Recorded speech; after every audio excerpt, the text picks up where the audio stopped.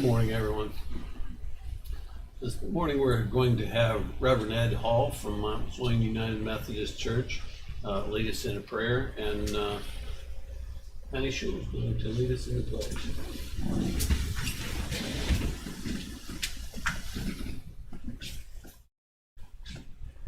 I greet you in the name of our Lord and Savior Jesus Christ. Let us go to God in prayer. Father Almighty, Creator of all things, Lord, we give you praise and thanks. We give you praise and thanks for another day. We give you praise and thanks for allowing us to be here.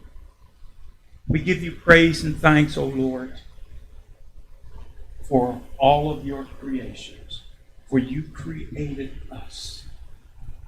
Now, Lord, you have blessed these leaders of this county council. You have blessed them to be leaders. And now, O Lord, I ask blessings upon them. Blessing them that they may have the wisdom and the knowledge, but most of all, to know right and wrong, and to make the right decisions. So, oh Lord,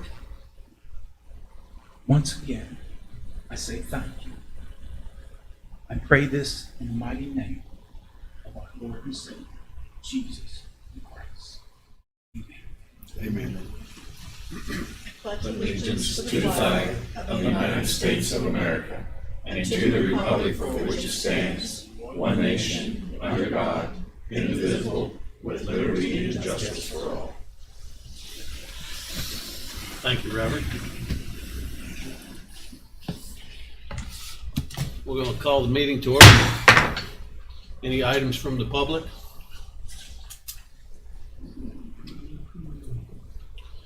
Need a motion to approve the agenda. Mr. President, I move to approve the agenda for, February 3rd, 2022. Second motion. We have a motion and a second. Is there any discussion? If not, all in favor say aye. Aye. Opposed? We'll start with purchase order. Any questions for Tracy? She's dying to answer. She'd like to be up here for 15, 20 minutes going over some stuff. Not gonna make it happen. I guess it's all good. Internal budget revision, looks like we have 7. Mr. Davis? Yes, sir. You have 7 internal budget revision requests for your consideration, all submitted by the Honorable Nathan Harmon. 6 for animal control and 1 for law enforcement. And we'll start with animal control. The first request from Sheriff Harmon is he be allowed to decrease line 103 salaries by $3,000. Current unencumbered fund balance is $98,669.27, and increase overtime by $3,000. That account currently has a deficit balance of $2,110.14. The second request from Sheriff Harmon against Department 716, a reduction of line 220 advertising and publications by $100. Current unencumbered fund balance is $1,000 with nothing spent to date. An increased line 212 printing by $100. That currently has a deficit balance of $100. The next request again for animal control, Sheriff Harmon's requesting once again that he be allowed to reduce line 220 advertising publications by $15. An increase line 223 professional services by $15. That account currently has a deficit balance of $14.55. What's professional services? Sometimes it could just be a coding error. It could be something as simple as a supply that they just coded wrong. And I expect for that amount of money, that's probably what it was. Line, and we're seeing some of that with this new Munis system as they go through the process. We're still learning that down in finance. And I think the next one may be another one of those. The fourth request for animal control, again reducing line 220 advertising publications by $20 and increase line 230 contracted services by $20. That account currently has a deficit balance of $19.75. The final, now next to the last request for animal control, Sheriff Harmon's requesting that he be allowed to reduce line 221 training and education by $1,195. Current unencumbered fund balance is $1,635 with 55% spent to date. An increase line 341 supplies and materials by $1,195. That account currently has a deficit balance of $1,194.71. The final request for animal control, line, again, Department 716, reduction of line 220, advertising publications by $30. Increase in uniforms, line 345 by $30. That account currently has a deficit balance of $21.63. The final request from the sheriff is for Department 700 law enforcement, reduction of line 341 supplies and materials by $512. Current unencumbered fund balance is $134,640.03 with 55.2% spent to date. An increase line 212 telephone by $512. That line currently has a deficit balance of $396.02, and they're all to correct deficit balances. Could you tell me, you said line 221 was $1,195 Training and education. training and education? Yes, sir.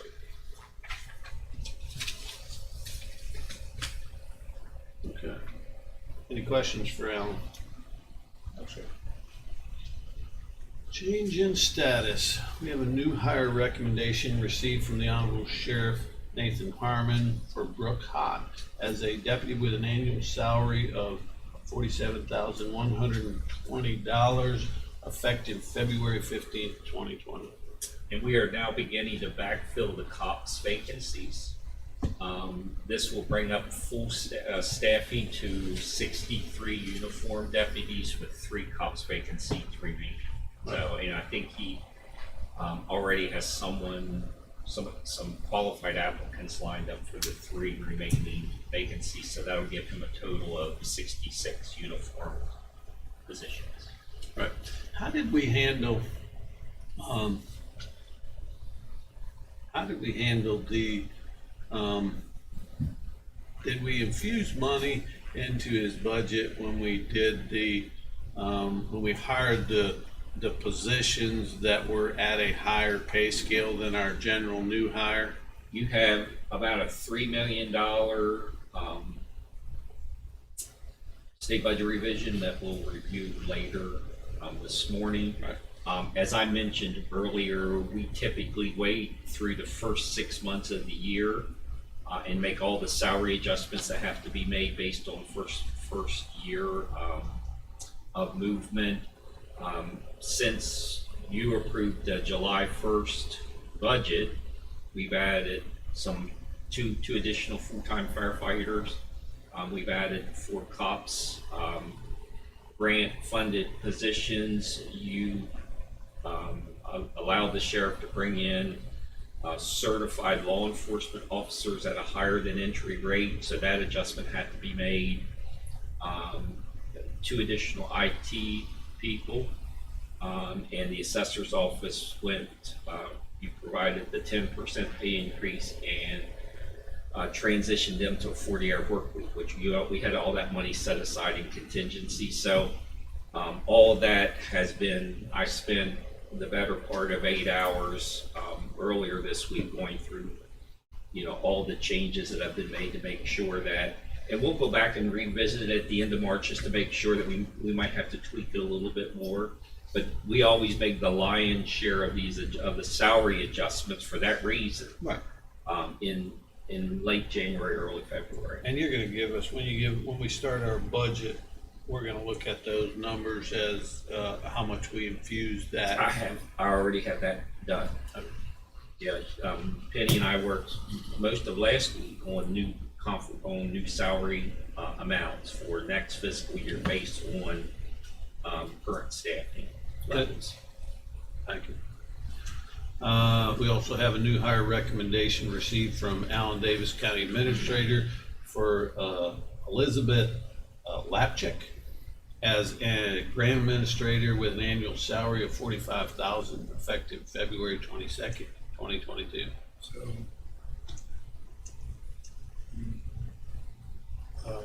you hire, what do you think of? The council authorized through conversations 2 additional grant writers in addition to the grant writing staff that we have. We've been seeking qualified applicants for the better part of 6 months. This particular applicant has a master's degree, and one of the things that Tracy asked for as part of the process is she wanted a writing sample. And you would be surprised at the number of grant writer applicants that couldn't provide a satisfactory writing sample. So this particular lady, she currently works in the financial industry, but she has some grant writing background and very, very, very good communication skills. Where's she from? She lives in this area. Oh, yeah. Mhm. So that'll bring up, we'll be back to 2 full-time grant administrators. When we lost Rachel, we haven't backfilled that position. So Tracy excited? Pardon me? Tracy excited? She is. Very. Not too long from now, we won't have anybody writing anything. I mean, they don't even teach that in schools now. Yeah, you'd be surprised, and some of the applicants said they didn't even know how to submit a writing sample. You know, they want them to write. They want to write multi-million-dollar grant applications. That's a problem. The crazy thing is we have, and with the fiduciary, with our certifying the votes, those type of things. Those are things we rely on to be able to go back and look at signatures on how they sign their names in the future. We're not going to have that opportunity. We're going to have to come up with some other method to be able to verify, because they're teaching everybody, to print their name, kind of. They don't teach cursive in school. Yeah, when I was in school, I had a class, and all his tests were essay tests. Man, I blew right through it because I could write with the best of them. Everybody else had trouble with it because they're used to pickle winners. And this is, early 70s. That's not what I was expecting to hear from you. Thought you were going to say they just taught you make an X. No. I mean, when it comes to bullshit, I'm number one.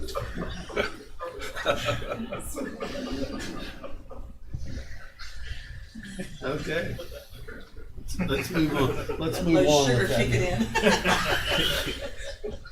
No more M&Ms for him. That's all right, we haven't had it yet.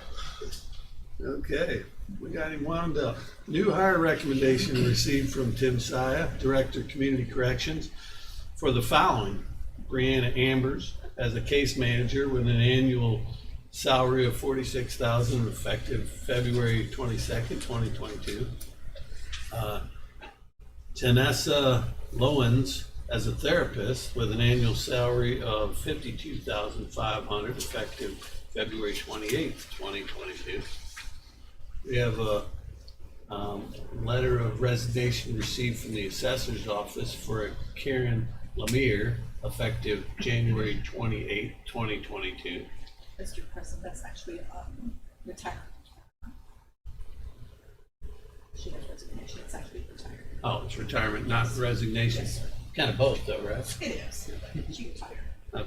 She was a long-term employee. She was. Should be recognized as a retirement. Yes. Okay. Letter of resignation received from court security for Donald Haney, Donald Haney, effective February 31st, 2022. January 1st. I'm sorry, it does say January. 31st. So that was the. Get him some M&Ms. Well, I'm thinking in the future, we're accepting something that already happened, so, letter of resignation received from home confinement for Charles Basilio, effective February 1, 2022. We have, approval of January 27th, 2022 Berkeley County Council minutes, Board of Equalization, Board of Review and Equalization minutes. Everyone was present. That takes us on to the council calendar.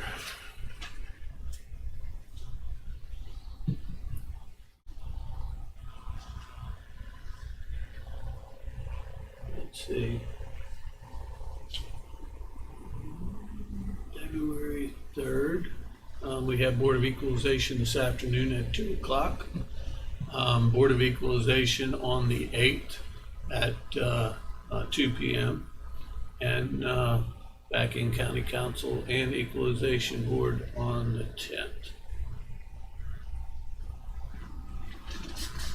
We will have all 5 council members present next Tuesday, but then next Thursday, the 10th, Council President Copenhagen and Council Person Delia will be in Charleston, county business. So I'm going back to 3.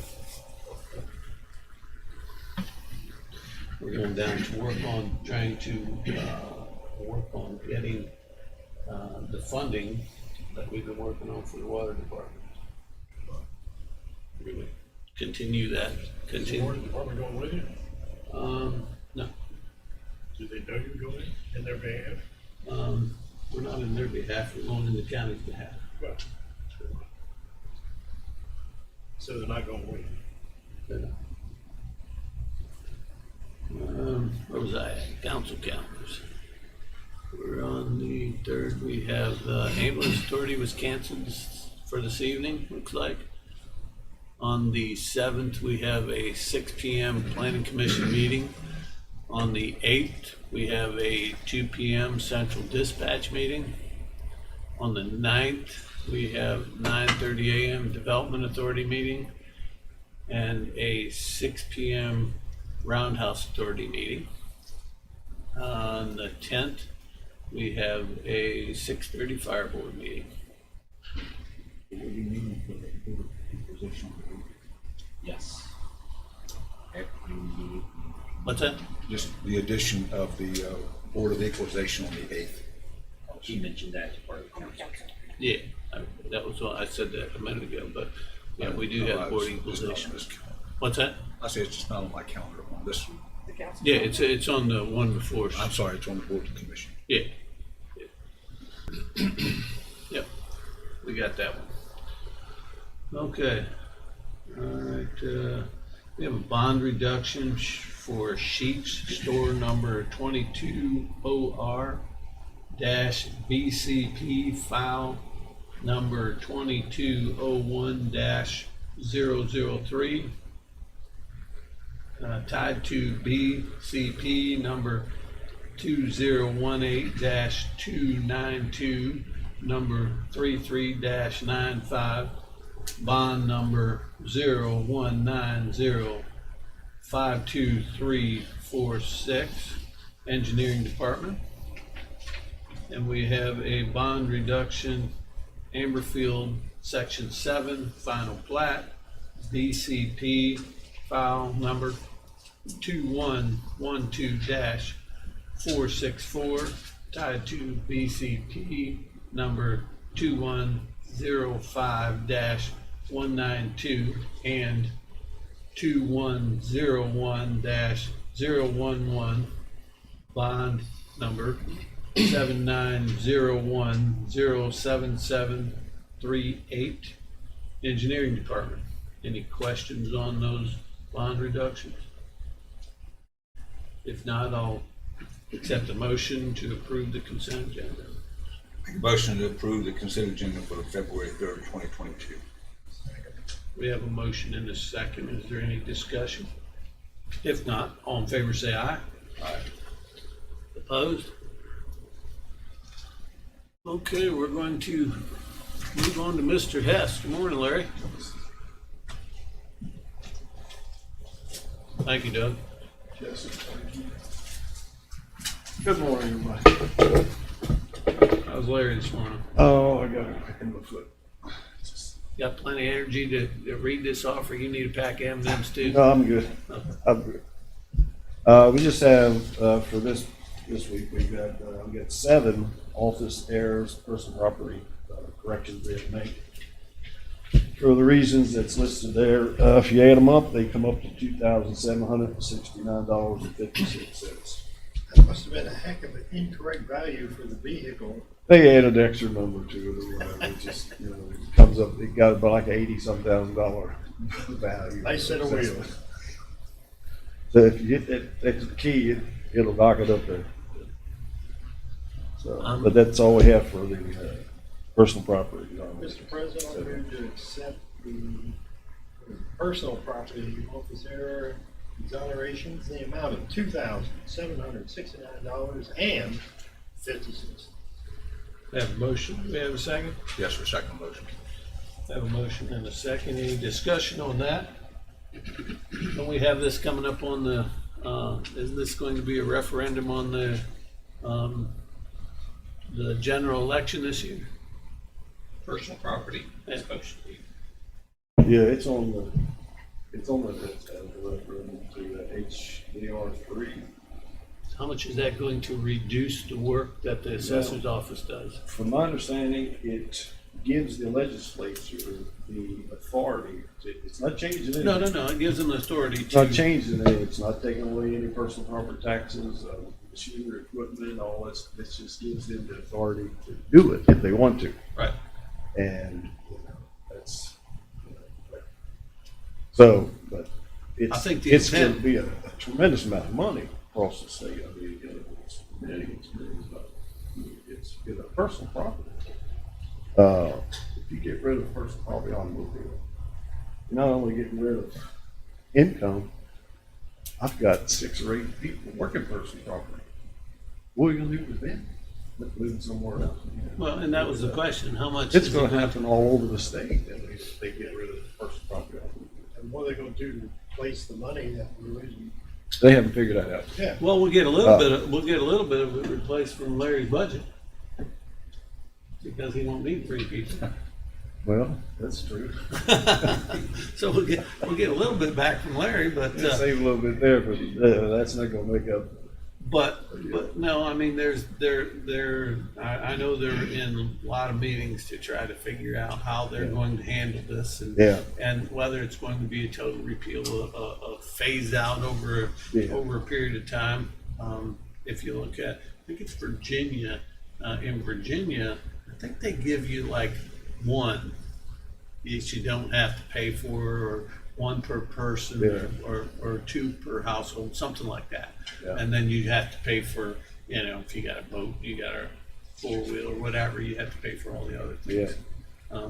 I heard a recommendation from the Assessors Association. I think they're gonna recommend that maybe they change, just leave it, personal property automobiles, just leave them on the books, but change them to class 2 instead of class 3. So it cuts it in half, but it doesn't get rid of all of that. So that might not be a bad idea. Well, I think the biggest challenge of the whole thing isn't making the counties whole, because our portion is, what are we, 15% of it? If based on the current fiscal year's budget, it's about $4 million Right. for us. Right. But it's about 6 times that for the school board. So that's that's where the challenge comes in. It's 6 or 7 times it. Yeah, that's definitely where the challenge comes in. Okay. The only other thing I do have Well, one. let's go ahead and vote on that. Oh, I'm sorry. Yeah, we were in the discussion period I'm here. sorry. Yeah. We have a motion and a second. All those in favor say aye. Aye. Opposed? Okay, move forward, Larry. All right, I just have one other. This is real estate exoneration for this was sold for taxes, and it was taken off of when it was redeemed, it was the 2020 tax bill was paid, but it got back taxed the following year for 2020, and it shouldn't have been. So we have to take that back off, and it's $665.42. Do we have a motion on the one real estate tax exoneration? Yes, I make a motion to accept the assessor recommendation on exoneration of assessment for the amount of $665.42. We got a motion and a second. Any discussion? If not, all in favor say aye. Opposed? Good, thank you. See you at 2 Larry. o'clock. Have a good day. All right.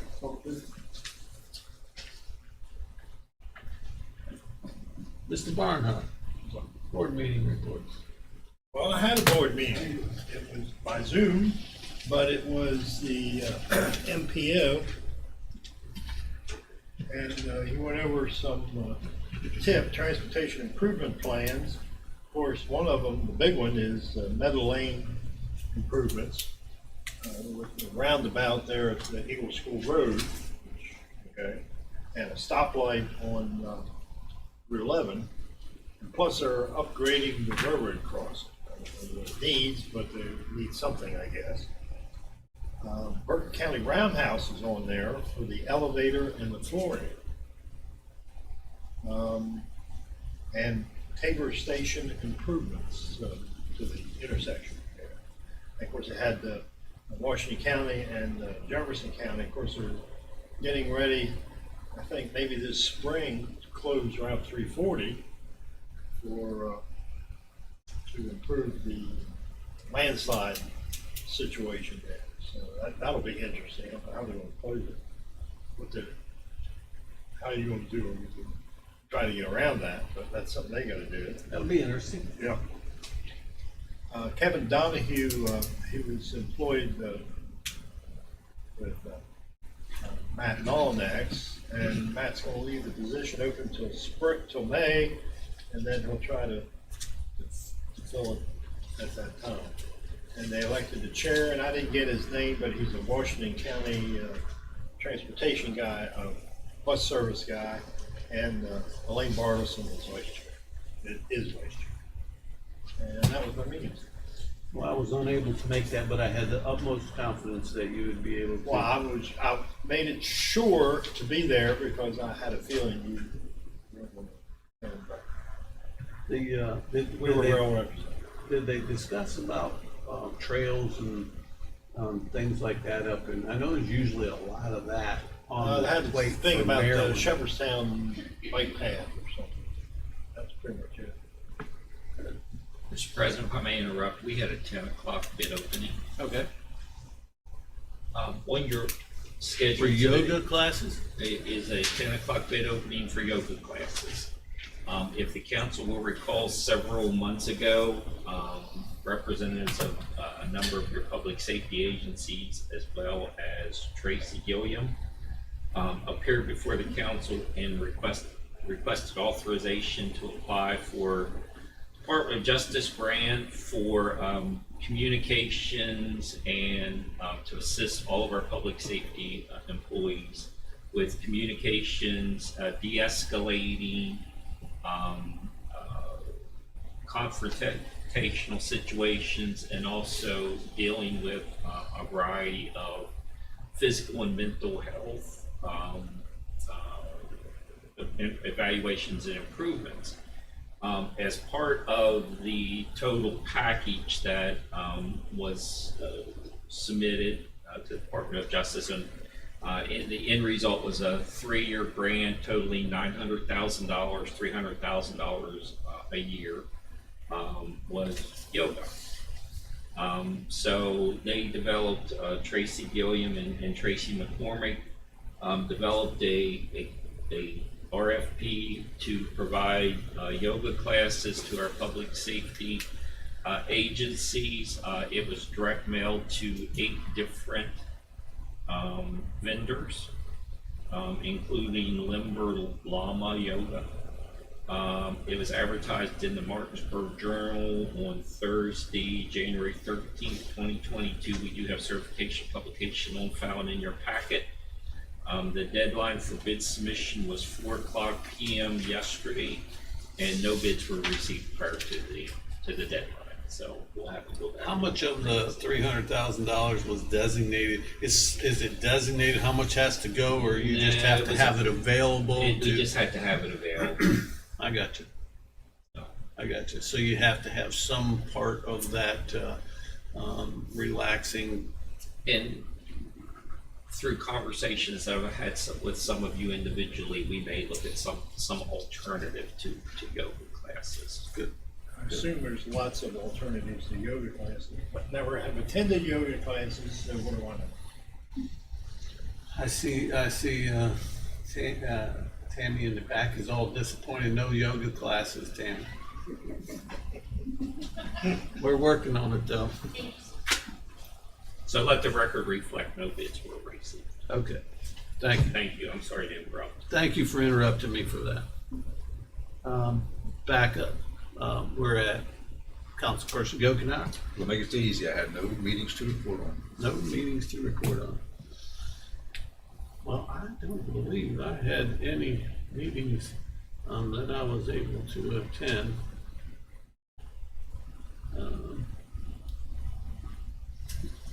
I'm just double checking here.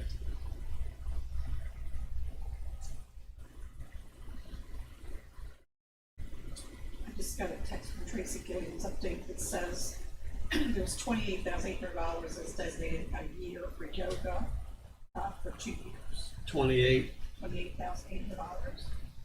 Well, that, we should be able to find something to be able to help relieve some stress. We don't want people going off the deep end all tensed up, so I think it's a Maybe good idea. contact Dairy Queen. What's that? Dairy Queen. I Dairy Queen releasing stress? Is that what you do? That's what As keeps opposed to yoga, yeah. Okay. All right. Moving right along, we have Will Lawrenson, Fiduciary Supervisor, Estate Accounts, month of February. It looks like we have 52. Mr. President Pro Tem, Board and Commission vacancies. Oh, okay. Did I miss that?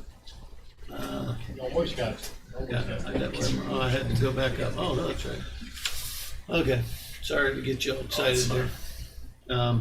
Board and commission vacancies, I got new application received. Anybody have any motion on? Yes, sir, I do. Like to appoint Chip Hensel to the Berkeley County Parks and Rec to fulfill an unexpired term, which will be from July, the term expires on July 24th, 2023. We have a motion, do we have a second? Yes, you do. We have a motion and a second, any discussion? I think Chip is a very, very good candidate for that. All those in favor say aye. Aye. Opposed? Mr. President Pro Tem, I'd like to schedule, we got a bunch of them here. Michelle Alpha for an interview for Solid Waste Authority. And of course, Tracy's the one that wanted me to give you this. And please send a letter of thanks to Michael Roberts for his term as member of Solid Waste Authority. Okay. And also, like to request an interview for Mr. Dave Michaels for the Historic Landmarks Commission.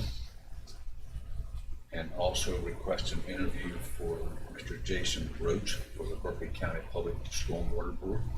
Justin Roach. Jason. Jason. Jason. I think it was Justin. It's Jason. Huh? Jason. What's all the interest in stormwater? Well, don't you remember we talked about that in the meeting about when we had the stormwater board in here that we But I said didn't years know- ago. I didn't know the word got out to the community.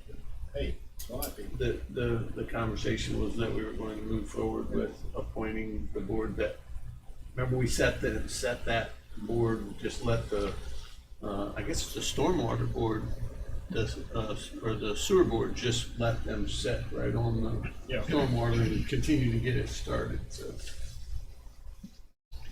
Okay, So just before you start, Tracy also sent the grant. It's restricted to yoga only. Oh, really? Just talking. the 28. Is it restricted to yoga only? You seem disappointed, Will. Very much so. What? And we can, Well, the Dairy Queen idea seemed very, it's growing on you, huh? That's right. All right, you're up. Thank you, Council. To correct my previous number, it is 51, not 52. Okay. Thank you. Moving right along, the estates for this month to be closed by this council, the estate of Randy Douglas Bailey, the estate of Charles Stephen Baker, the estate of Jean H. Balish, the estate of Gerald William Barger, the estate of John Keller Barkis, the estate of Anna Lee Barthlow, the estate of Cletus E. Benner, the estate of Oriah Kathleen Blackwelder, the estate of Robert J. Cahoe, the estate of Charlotte Ruth Carkeek, the estate of Glenville Leslie Catro, the estate of Jenna Renee Connor, the estate of James Stewart Daly III, the estate of Ralph E. Ellsworth, the estate of Karen Louise Antoinette Emerson, the estate of Kenneth Clinton Faircloth, the estate of John Edward Foltz, the estate of Jeffrey R. Gibson, the estate of Cynthia Louise Galitzner, the estate of James G. Gordon, the estate of Robert Thomas Harris, the estate of David Robert Hendershot, the estate of Ben Lee Henderson, the estate of John Stephen Heim, the estate of Sherry Lynn Wiltshire Jackson, the estate of Ina Kiesecker, the estate of Michael Dillon Kilmer, the estate of Dale Allen Leatherman, the estate of Julia Roselle Leatherman, the estate of Richard Ivor Ledane, the estate of William Beal Manor Jr., the estate of Paul Mackenzie III, the estate of Elwanda L. Mercer, the estate of Luann Jane Mitchell, the estate of Howard George Moss, the estate of Curtis James Moloch, the estate of Robert L. Nearchos, the estate of Robert Edward Nelson Jr., the estate of Donna Marie Newlawn, the estate of Ruth Ida Virginia Parsons, a.k.a. Ruth W. Rutherford Parsons, the estate of Leela Marie Pike, the estate of Jamie Lynette Sayer, the estate of Geneva Catherine Sherman, the estate of Mark Mayer Siegler, the estate of Trudy Joe Smallwood, the estate of Taylor Nicole Spiegler James, the estate of Alvy Francis Stein Jr., the estate of Robert Thomas Van Horn, the estate of Ruth Naomi Silver Vincent, the estate of William Wells, and the estate of Edwin W. White. It's a pretty extensive list of some good community members, that's for sure.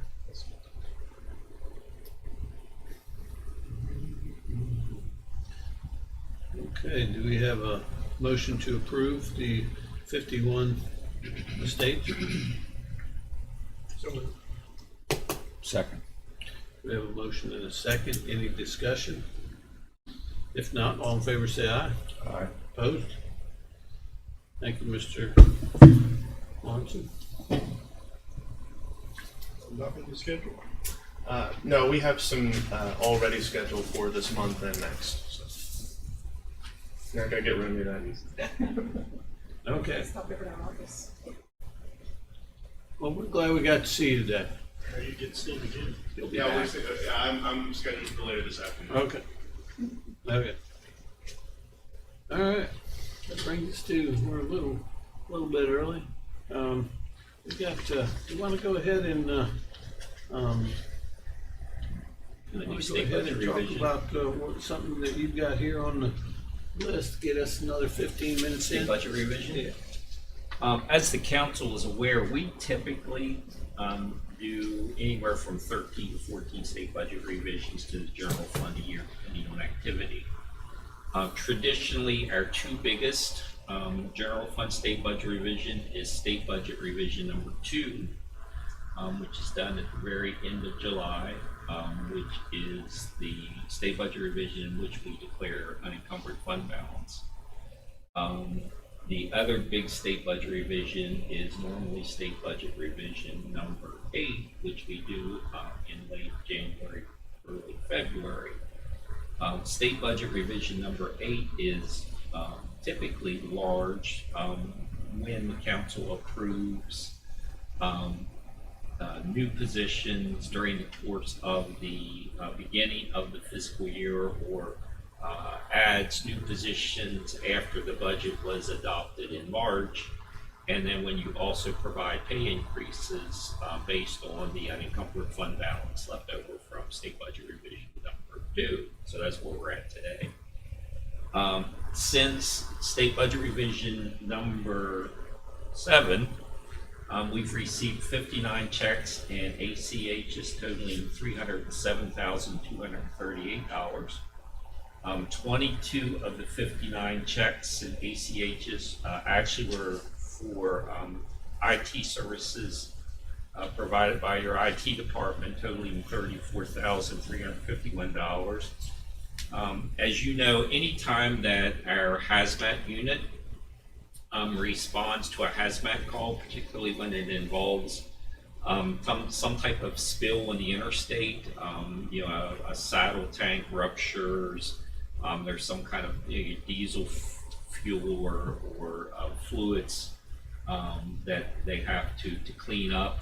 We bill the company, the insurance company or the transit company that's involved in the accident. So we did receive payment for 2 separate hazmat spills, totaling $5,534.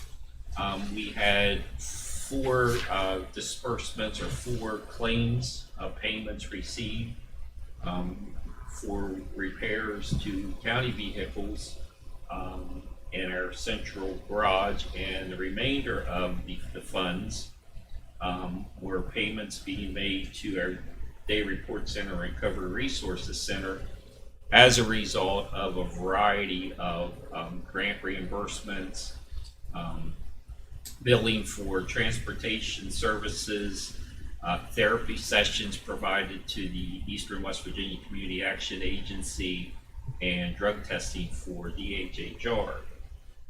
The disbursements, as you can see in your detail, is primarily for salaries and wage increases for the various general fund departments.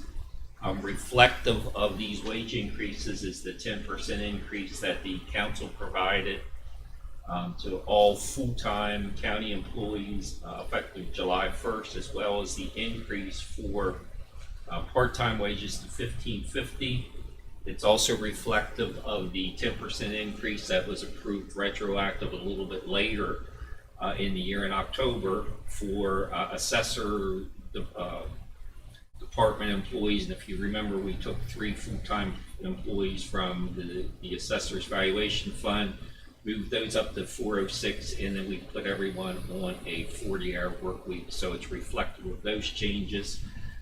We've added 2 additional firefighters that originally had not been budgeted, but through conversations that Mr. Lilly had with the council agreed to provide 2 additional IT positions, an additional position in the fiduciary department with the pending resignation of the deputy fiduciary supervisor, as well as the 4 COPS grants. So this state budget revision, what I did is Penny and I worked together for the past 2 weeks, and we've reconciled all the positions that are in place, and we annualize those positions, and that's what's reflective here. Now, for purposes of the Sheriff's Department, we understand that in addition to the 4 COPS grants positions, which, as I mentioned earlier, the sheriff is in the process of backfilling, we brought in we had some promotions You authorized an additional lieutenant position, not a new position, but an additional lieutenant designation that came as a result of some issues with civil service and bringing a past employee back that had to go into a sergeant position, and then that affected the whole rank structure over there. And you also authorized the hiring of some pre-certified law enforcement officers, which saved us the $10,000 or $15,000 it costs to send them to the academy, plus the wear and tear on a vehicle and things like that. So this state budget revision is reflective of all those personnel changes. It's also reflective of some additional funding that's needed for the May primary for the voters registration. Additional money's being put into contracted services because now we have more precincts. We're going from one early voting location to two early voting locations, and we've had a realignment of all the precincts, which means we now have to do a mass mailing to notify all the registered voters where their new voting precinct is, so that come the primary election, everyone knows where they're to go. So Is it two? I thought there was a conversation of three. Is it two? One existing. one existing and two additional. Okay. The one here and one in North Berkeley and one in South Berkeley. So this should capture all the additional expenses, personnel related, election related, things like that has already been discussed and approved by the council.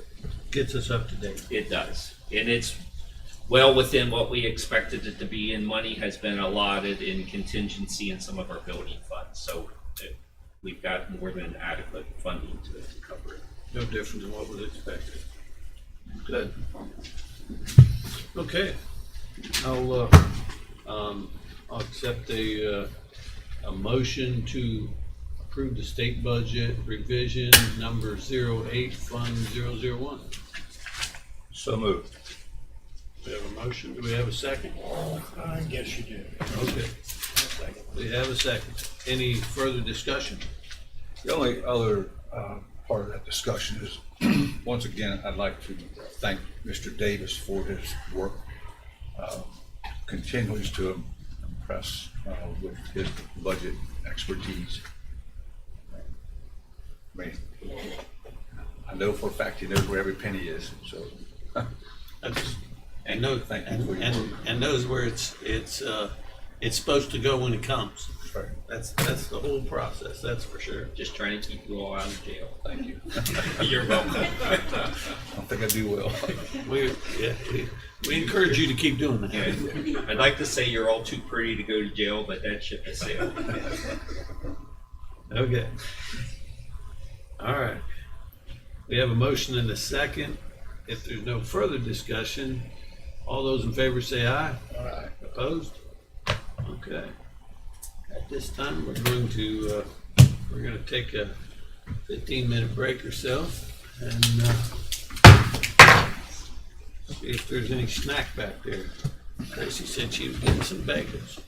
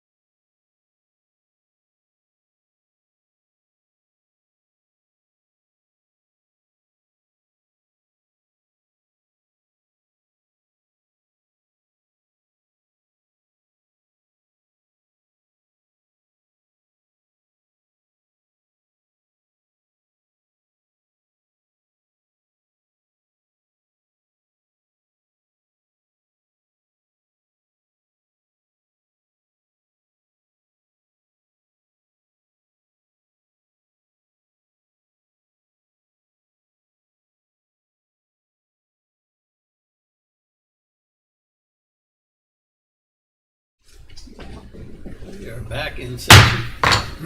I did have a question I wanted to ask you, Eddie, when we were talking about earlier, when we were talking about the spills, and we always refer to those spills on 81. That emergency plan isn't just 81. That's any road, isn't it?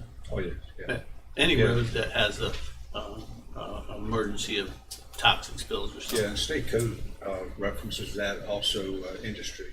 Right. You know, in our hazmat, you know, if you remember up at the plant up in, I call it the glass plant up in Berkeley Springs. Right. They had a hazardous material incident a couple of years ago, and our hazmat unit responded. We billed them for that. Right. They paid us, they reimbursed us. Right. Yeah, and I seem to remember, I don't know, might have been on Route 9 several years ago that there was an incident that was something was done. That's why I said I thought, you know, but you don't see much of it on the other roads because there's not near the traffic.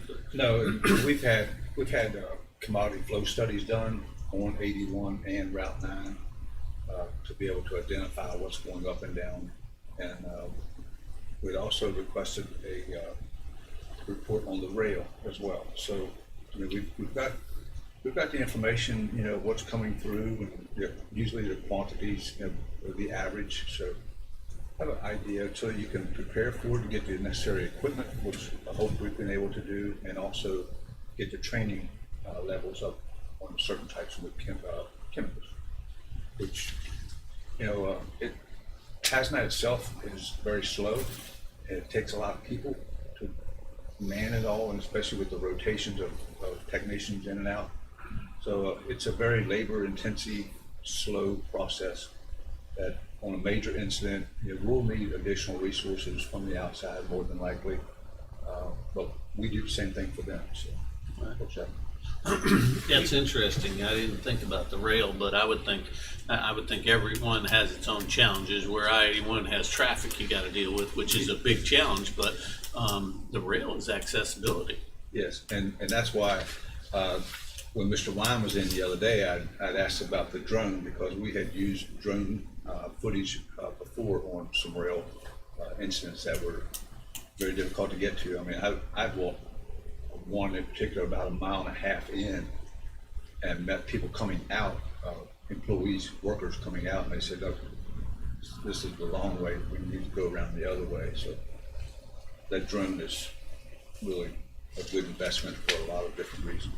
Yeah, that's interesting. As we develop the park on the north end that's next to the railroad that has to cross the railroad tracks, we should keep that in mind, and maybe even have a staging access area to be able to park or do something if we had an incident, that we could at least have access place to park. And Sean and Randy are in the process of working with a consultant now to update our commodities flow study. So working on that now. Time flies. Yeah. Good. Sorry about that. Just thought I'd ask those questions. We have Nicholas Deal, Executive Director of the Eastern West Virginia Regional Airport Authority, budget presentation. We are running a little late, but We're just getting started. I can be fast. good. Thank you all very much for your time today. I think each of you have a handout, and I won't bore you with reading the entire handout, but just to hit a few high points. Our really thanks to the support of the Berkeley County Council and our Board of Directors, we have been able to see quite a bit of growth over the course of the past 6 years. Our operations, which are takeoff and landings, are up 81% in 5 years. Our fuel sales are up 36%. Our operational budget, it's hard to believe how we were operating 6 years ago. Our operational budget has increased 739% over the course of the past 6 years. We have added a Part 141 flight school, which means that people can use a GI Bill or financial aid to access flight training. And we have a partnership with Shepherd University now there are some folks that have taken ground school at Bravo Flight Training now. They're actually enrolled at Shepherd, and we are just got a call from President Hendricks a few days ago, and they're going to initiate a scholarship program for their partnership with Bravo Flight Training. So that's very exciting news. Well, was it Marshall has a similar program at, I guess, Jaeger, I don't know. So Marshall has a program that's at Jaeger and in Huntington. There's also a program at the Clarksburg Airport, and those were done with a lot of support from the state. Up here, we don't get quite that much assistance from the state, but we do do the best we can with what we have. And so the one that's at Jaeger Airport is one that's they're doing flight training there. They're doing some training for maintenance and things like that. There, we're getting there, and we're doing this ourselves. Kind of lagging behind, but the goal is to surpass them in every respect. Well, we actually have surpassed. We actually have more. We're the second busiest airport in the state right now. We have more takeoffs and landings than any other airport except for the Morgantown Airport, which is historically always the busiest airport in West Virginia. And so, so in a lot of ways we have, but yeah, we recognize that ultimately, and you'll see as we go through the presentation here, that one of our big focuses is to provide more educational opportunities at the airport so that we can grow that workforce of the future and have a prepared workforce for industry to bring there.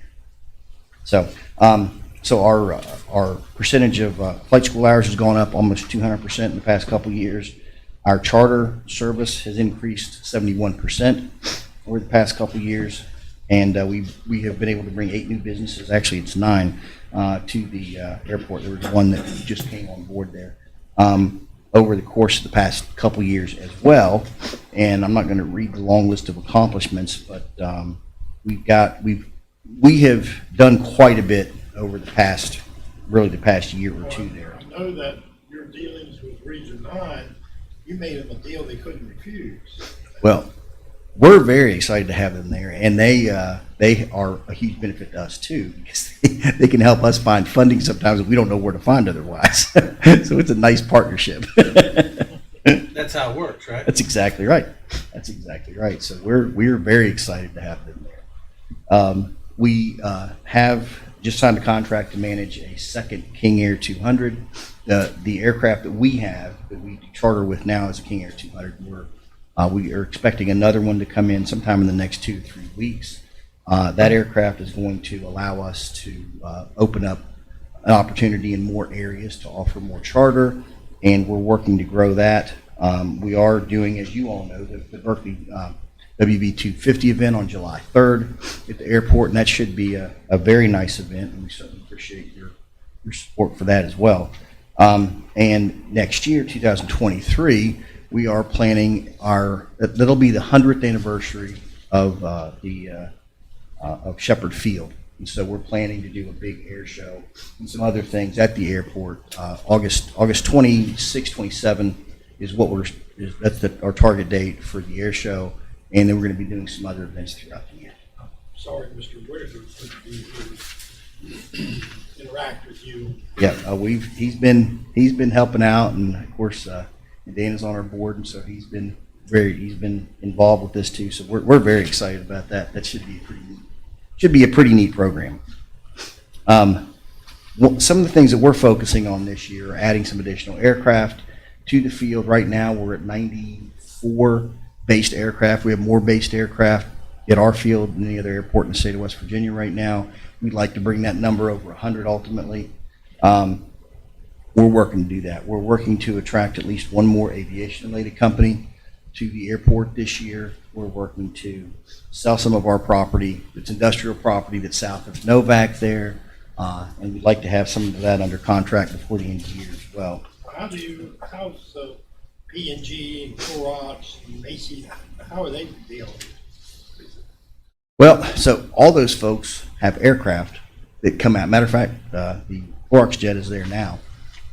They fly in and out of our airport and use it extensively. And we do have the ability to hangar them if they come in and it's bad weather, inclement weather, and they'd like to be under roof. We can do that now, where we couldn't do that before. So we have, that's an option that's exciting to them. And of course, the growth in just in the Taylor Station area, I think is going to be beneficial to us when it comes to attracting more business to our industrial park at the airport. So we're working toward that. We are working to provide some more educational opportunities at the airport. We work very closely with Shepherd University. We are working on some other options out there. We know ultimately we'd like to have a school, a maintenance school there as well. That's probably several years down the road, but that's one thing we're working toward. And as part of that, we're working to establish a multi-engine aircraft maintenance shop, hopefully sometime this year. There are a couple things that need to fall in place for that, but I feel like that those are attainable goals for us, and that's where our focus is right now. And I know that we increased our ask a little bit, not a lot, but a little bit from last year, to help us getting to those places. As you all can see by looking over the little handout there, you can see that we are becoming more and more independent, but some of that growth takes some investment to do that. And you guys have been very generous with the airport in the past, and we appreciate your support. That's the only reason that we're able to grow the way we have been. And we think we give them money for each seat on the airport authority. $5,000. Code reads that for every $5,000 that's given to the airport, there must be one voting member for it. right But up to your contributions have exceeded. Yeah, I know. I'm Right. wondering how much they've exceeded. yeah. Oh well, it's I think what you got 6 on there now. Is that right?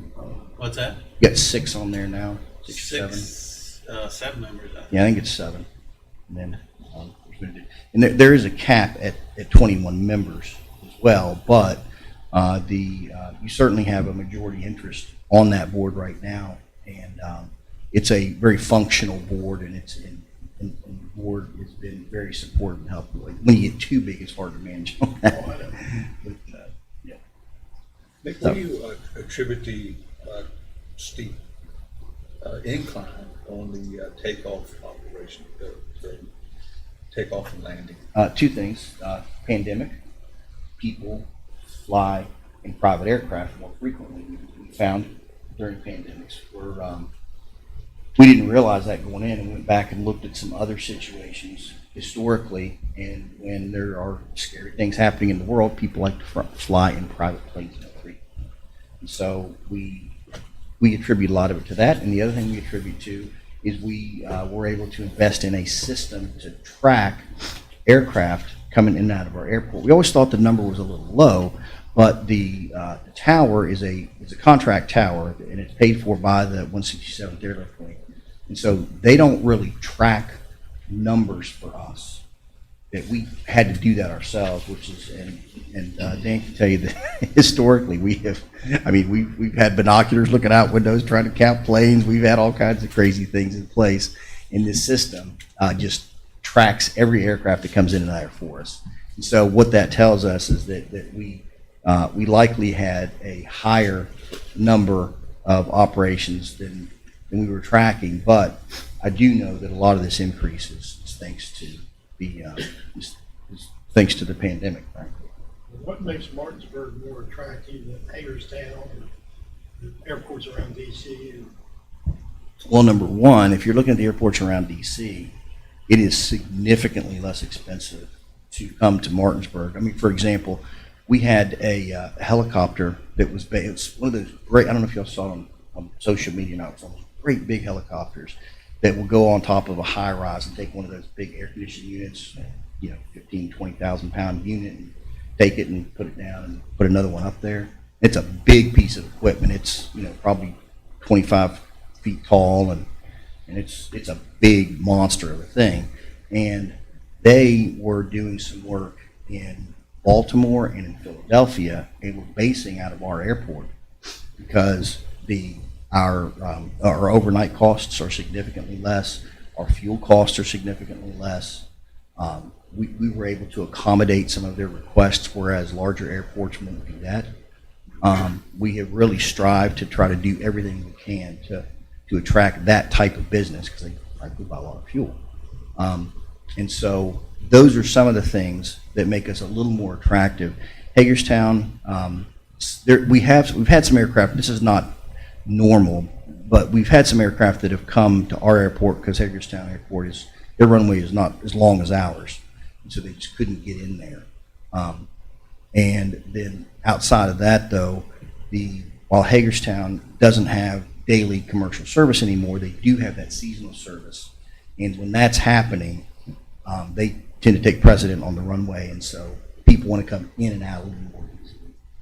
They'll come to our airport and then drive up to Hagerstown sometimes. And the same with Winchester. Winchester is a relatively small airport. They're both great airports, and we do a little more with Winchester than Hagerstown, but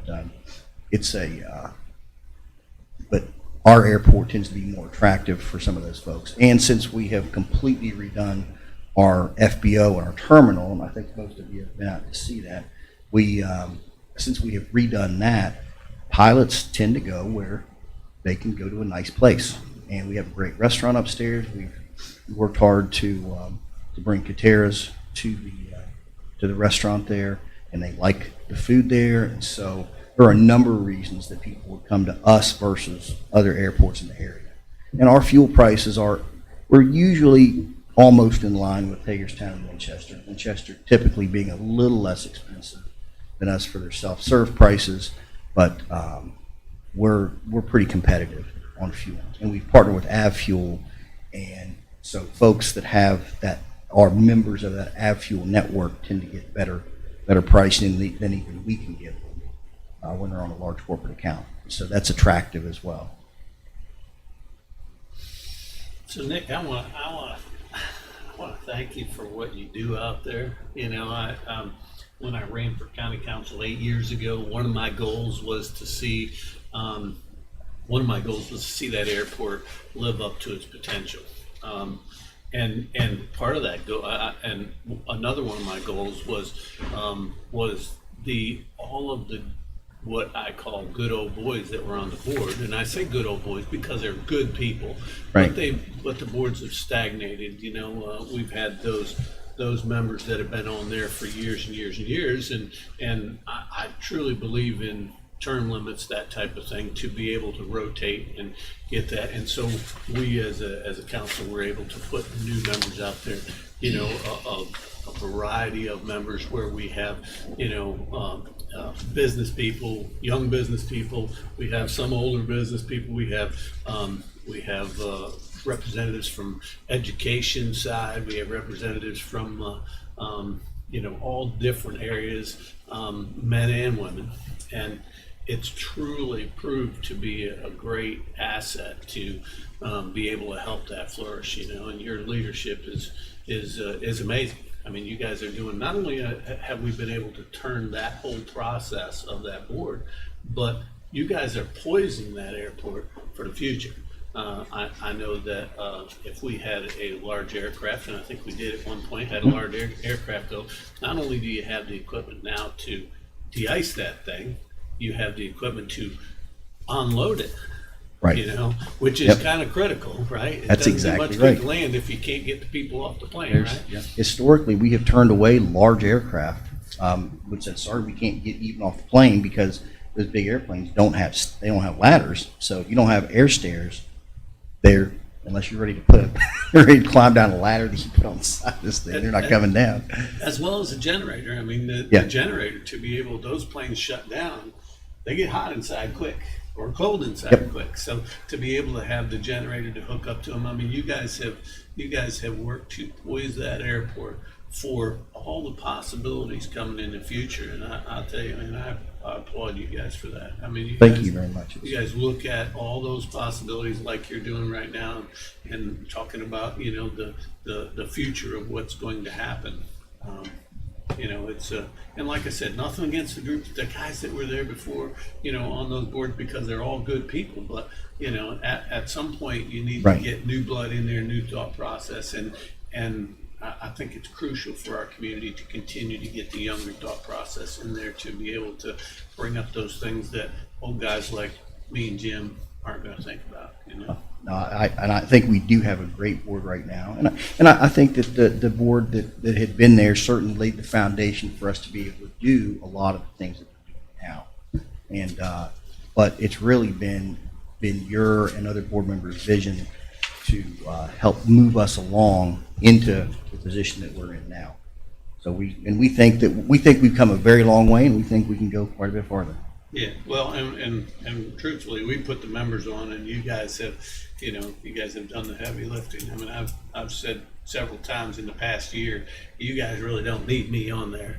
You know, that you guys are set to continue to grow and continue to grow, and I know that, you know, if there's a commercial entity that wants to come out there with cargo, you guys be able to move right in the driver's seat and make it happen. So that's huge for our community, it really is. Thank you. I thank you. Any other questions? I think I'd just kind of relay on what Dan's been talking about. Every time we turn around and there's an opportunity for you and your organization to assist us, you always step forward without question. And we appreciate that. You know, we're getting ready for a huge 250th birthday of this county, and you and your airport and your staff is playing a major role in this, and thank you. But everywhere we turn, you know, you're always willing to partner up, and it goes a long way. We do everything we can to be able to support not just our airport, but the whole community. Thank you. Thank you. Thank you all very much. Have a good evening, afternoon, whatever. That's not even there yet, is it? Okay. All right. Well, we're still a little late, but we're getting there. Susan Snowden is up next, Executive Director of the Mountain State Apple Harvest Festival. Actually, Budget presentation. president, because we don't have an executive director. Okay. We have no staff. Okay. We are, as Board many of you know, an all-volunteer organization, and everything we make goes right back into the community. $0 are spent for any overhead other than insurances, licenses, that sort of thing. You've seen our potential budget. So let me tell you what we did in the last couple of years. We took all the historical events that we couldn't have, put those on the shelf, said maybe one day, thanks to a pandemic, we can get them back out. 2020 was rough for everyone because we couldn't have events. But we did have a festival, we did run things online, and we did virtual events. So when 2021 came through, we said, okay, we need to be very fiscally responsible. Again, in 2020, we asked for $0 from the public for funding. We were one of the few not-for-profits in the area that did not do any solicitation of any kind, nor did we do any fundraisers. At that point, it was an advantage to not having any staff, right? Because we had fixed overhead costs for insurance and that type of thing, but we could scale everything back. In 2021, we were able to go and have all outdoor events. Commissioner Gokenauer helped with a 9/11, unfortunately it rained, but we still had an ability for us to have events down at the fairgrounds. That is probably one of the best things decisions that we made, because the other variants that started kicking up in the summer and then going into the fall, had we decided to do our regular 300-person indoor events, we would have lost money. Many of our sponsors did not want to have any indoor events because it goes against their mission, and especially the health of those in the healthcare. And quite frankly, we did not want to be that festival that caused a big outbreak in our own backyard. So as we rolled down on 2021, what we've found is this. we came up with some really innovative ways to use, for instance, the celebrity that we had by going to the Randy Smith Center. We started a baseball fall ball classic, which I think will continue on. We were not able to have our parade. It was just too big a risk for us to have kids at that age. Take yourself back a year. They weren't vaccinated. It was just too big a risk for us to have people out doing that type of thing. This year, we actually have a retreat planned for this Saturday where we will set our schedule and decide fiscally what we think we can and cannot do. We are planning on a few indoor events. We would like to pick back up at the racetrack and have our gala that we have down there.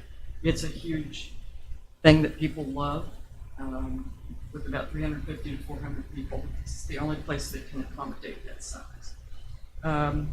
We think we will still have the Fall Classic. We picked up sponsors for that, and it pretty much contained itself, because we look very hard at our numbers.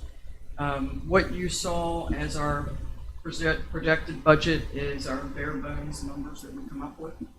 And I'll be glad to answer any questions. The parade, I have written to the city.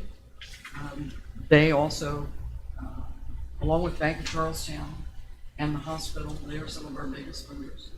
And the city comps us all of the expenses related to the parade, and it's about $15,000. That's not the number, that's not included in these numbers, okay? These are actual cash outlays. This parade costs us for this community to have a parade of that size.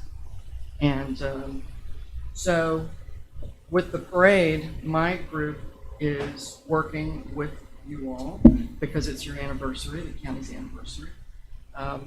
We're trying to figure out how we can incorporate a theme to get people to have a parade.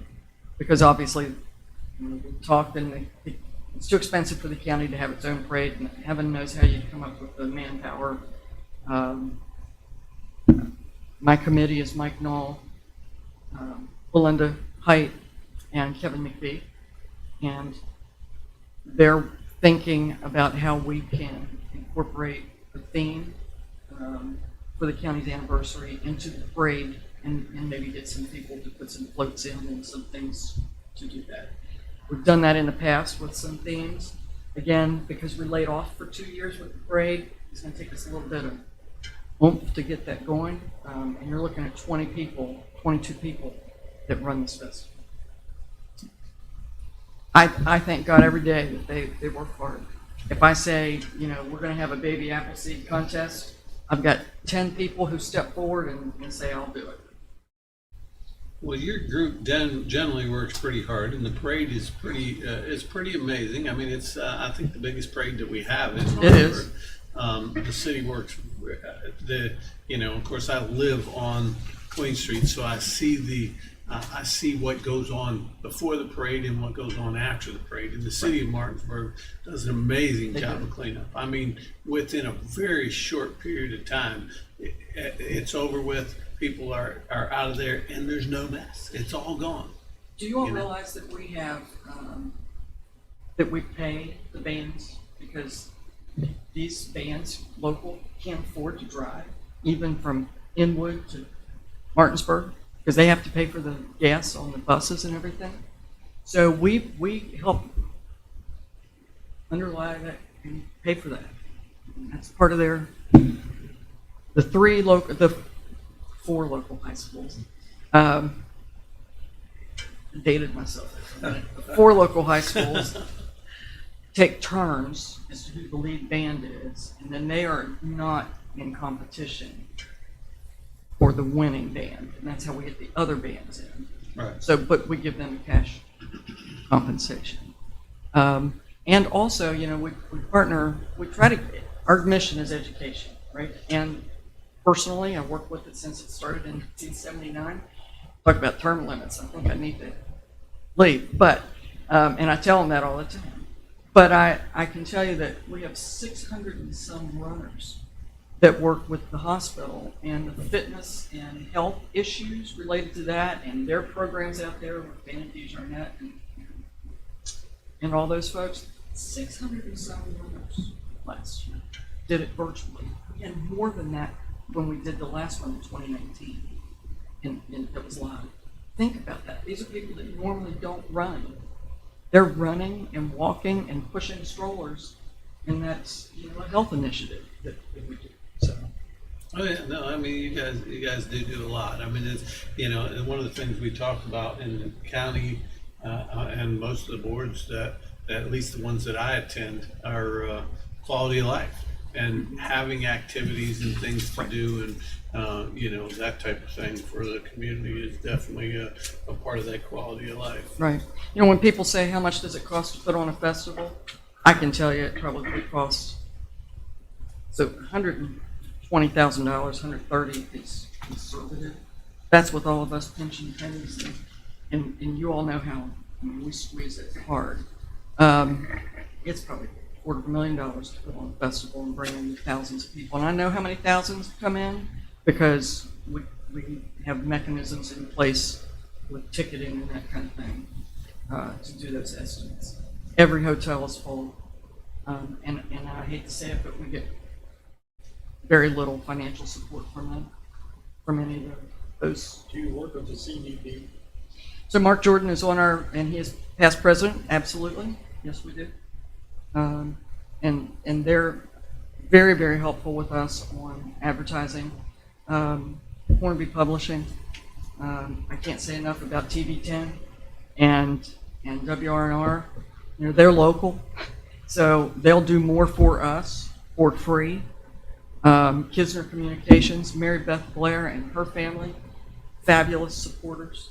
I know I'm missing people. You know, Well, Barbie, now we have Robbie as the Main Street. executive officer on Main Right. Street. You know, so I mean, no, it's a good event. It's a good event, and it's great for the community.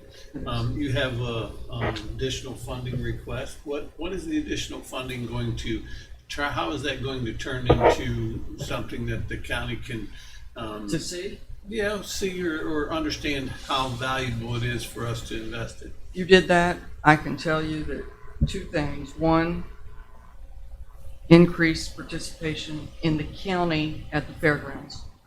Okay? Because, you know, that's not free either. We pay for that. And primarily, this year it would be the parade. Because, again, we're trying to come up with a catchy theme that goes with the 200. You know, you just don't want to say county's 250th anniversary because we draw donors from everywhere. So we have to tie it somehow to our industry, and I've got everybody thinking about the catchy way to do that and the terms to do that. Because we are cognizant of the thousands of dollars that we get from the other counties, businesses. Some of them don't operate in this county. So again, it's our mission. It always has been to educate and remember the agricultural heritage that we have in this area. Barbie Frankenberry has been a great help with that.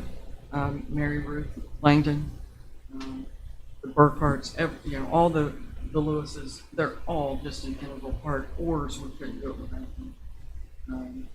It's been a great partnership.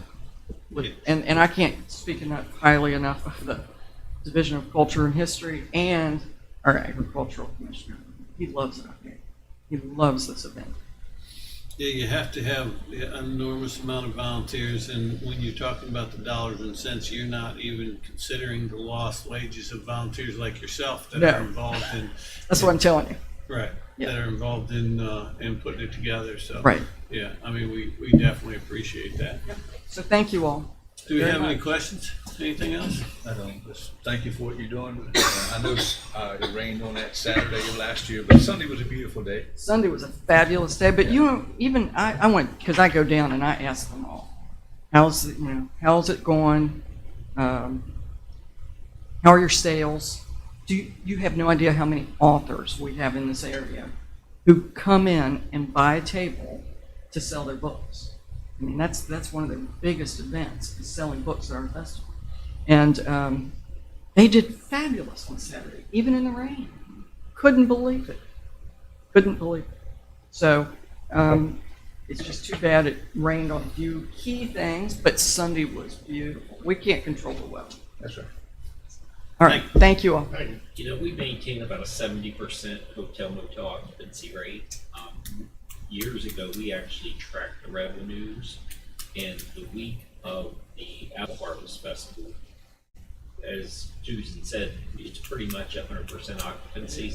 The hotel motel tax for that month, actually, you can see a pretty considerable increase, so it does directly benefit funding for the CBB as well as Parks and Recreation. So It does. And I will just say people won't say that are in the industry, but we know better because we're also booking rooms, a block of rooms for that weekend. years ago, we saw that spike the month of the Apple Harvest Festival. Even Hagerstown. So, and I think it's all events. I mean, the more of these type of activities, the more things, we're talking, I know the city's putting together a plan to, for Frog Hollow for a bike path and looking at some more bike paths. And we've been talking about connecting it up to the Route 9 and even something like that. When you start creating these events to get people down, I sit on the CBB and they had a spike for the food truck. They had a spike for the food truck event in the hotel occupancy, which was, interesting. So I've talked to Mark about getting if we can get it timed just right and find the pandemic put the box on, but getting people to come from the city on the train out to here, spend the weekend and go to things is the way to go. Right, yeah, it's all about marketing. It is. Yep. It is. Connection. Thank you. All right, Bill, you're up. How are you today? Tired. CFO, Berkeley Morgan County Board of Health. I'll try to keep the presentation sweet because you're all are short and sweet. Maybe not sweet, but you're kind of used to hearing what we're doing, and we're still in the middle of a pandemic. But I think Are we're we in pivoting. the middle of it? Yeah, I thought we were closer to the end. I would like to think that, but Okay. I'll jinx it. Let's be positive. We're pivoting. Okay. Is what we're doing. We're kind of changing our direction some. We come to the conclusion throughout the state and all through this pandemic, if we haven't educated people on the pandemic, we can't do it. We just, Not happening. we're done.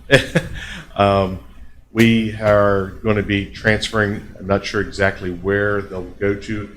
Our contact tracers that we've hired, they're going to be basically transitioning down some and not doing all the contact tracing because people know there's enough resources out there. We've been talking for years now what to do if you're positive for COVID. And so we're kind of pivoting away from that some. But those expenses have all been part of our COVID grants. So you can see when you looked at the financial statements that I sent along with our request packet of what our budgets are, absolutely incredible.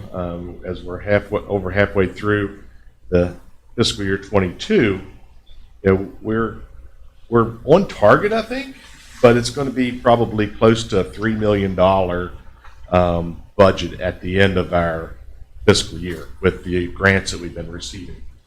We are very happy that the council decided to fund some additional dollars last year to bring us up to $100,000. We are asking for level funding, no additional, but I think we've proven that it's good seed money that the council provides and we return that back with administrative dollars that we get for grants. And when I say that, it's our partnership with building our new expansion onto the health department because we believe in the future. We know you all do, so we have a great partnership working together, and we're going to see this through. I was excited at our last meeting to see that the blueprints are coming along a little bit each time we meet. They've been out doing some drilling. That's exciting to see, and we're hoping for the initial parts as end of the year. We're told might be March of the following year, but we're excited to see the progress going on because we're building for the future for the county. We know that in 3 to 5 years, we're going to be the largest county in the state. So we know that with people moving in, so that's exciting for that. Our issues, and I know Jim mentioned it from our Board of Health meeting, our issues are staff. Our issues are nursing staff. It is absolutely almost impossible to attract nurses to come to. Isn't it ironic? It always used to be sanitarian staff, and now it's nursing staff. I think that changed after you retired, Jim. Well, I'm not sure, but no. Nobody wanted to be around when you were there. I'm kidding. It's a switch. We used to, when I came on board 26 years ago, it used to be that we said, yeah, our salaries are not good, but the benefits are incredible. People don't necessarily look this day and age for benefits to be able to retire, and they want the here and now. And nurses are at an incredible commodity, which costs a lot to get. Our struggling part is what we can offer. So when we look at having a neighboring county with a university that's bringing out registered nurses with bachelor's degrees, I can say, great. All I can pay is $32,000. yeah. When they can go to the hospital and start making it $60,000 or $70,000. It's kind of hard. Well, it's got to be encouraging to hear the things that they're working. I mean, we've been saying that we've been arguing that point with our state officials ever since I've been in, that in our community we have to be competitive with wages, and not only just wages but everything we do with north, south, and east of us, and it appears that there's some traction with getting some locality pay changes in the state of West Virginia, where they look at the little over a dozen counties that have higher than normal property values, to be able to see those and see that there needs to be some adjustments. So I think we're making it's encouraging to at least hear those conversations. Yeah, because it ain't just you. State police, Oh, yeah. DNR, DEP, all across the board. Our drawback is, and I could come to the council and say, hey, I would like to have 200,000 next year. Not doing it. I'd like to have 200,000. It still wouldn't fix my problem. Right. My problem lies with the division of personnel, that we are part of that merit system for hiring, and we're stuck with their pay scales, which are antiquated. And so my job yesterday took our new administrator, David, down with me to Charleston. So we actually met with Senator Blair. He very tuned into what we were saying. He actually referred me over to another senator, part of Senate Finance. Then we went over to the House side all day in Charleston yesterday. Ended up getting actually to meet with the governor and talk with him a little bit just at the end. So it was a good, well-rounded day, but what they're looking at is also increasing state aid for health departments that has not been changed. And I want to say probably 10, 15 years or more, how we get funding per capita. They're looking at that, as well as requesting to have a comprehensive review of all the job descriptions under the Division of Personnel. If you would even compare similar positions that we have in the salary ranges versus what you have in the county, I know y'all don't have nurses or sanitarians, but if you looked at comparable positions, you would find that the salary ranges for the Division of Personnel are far lower.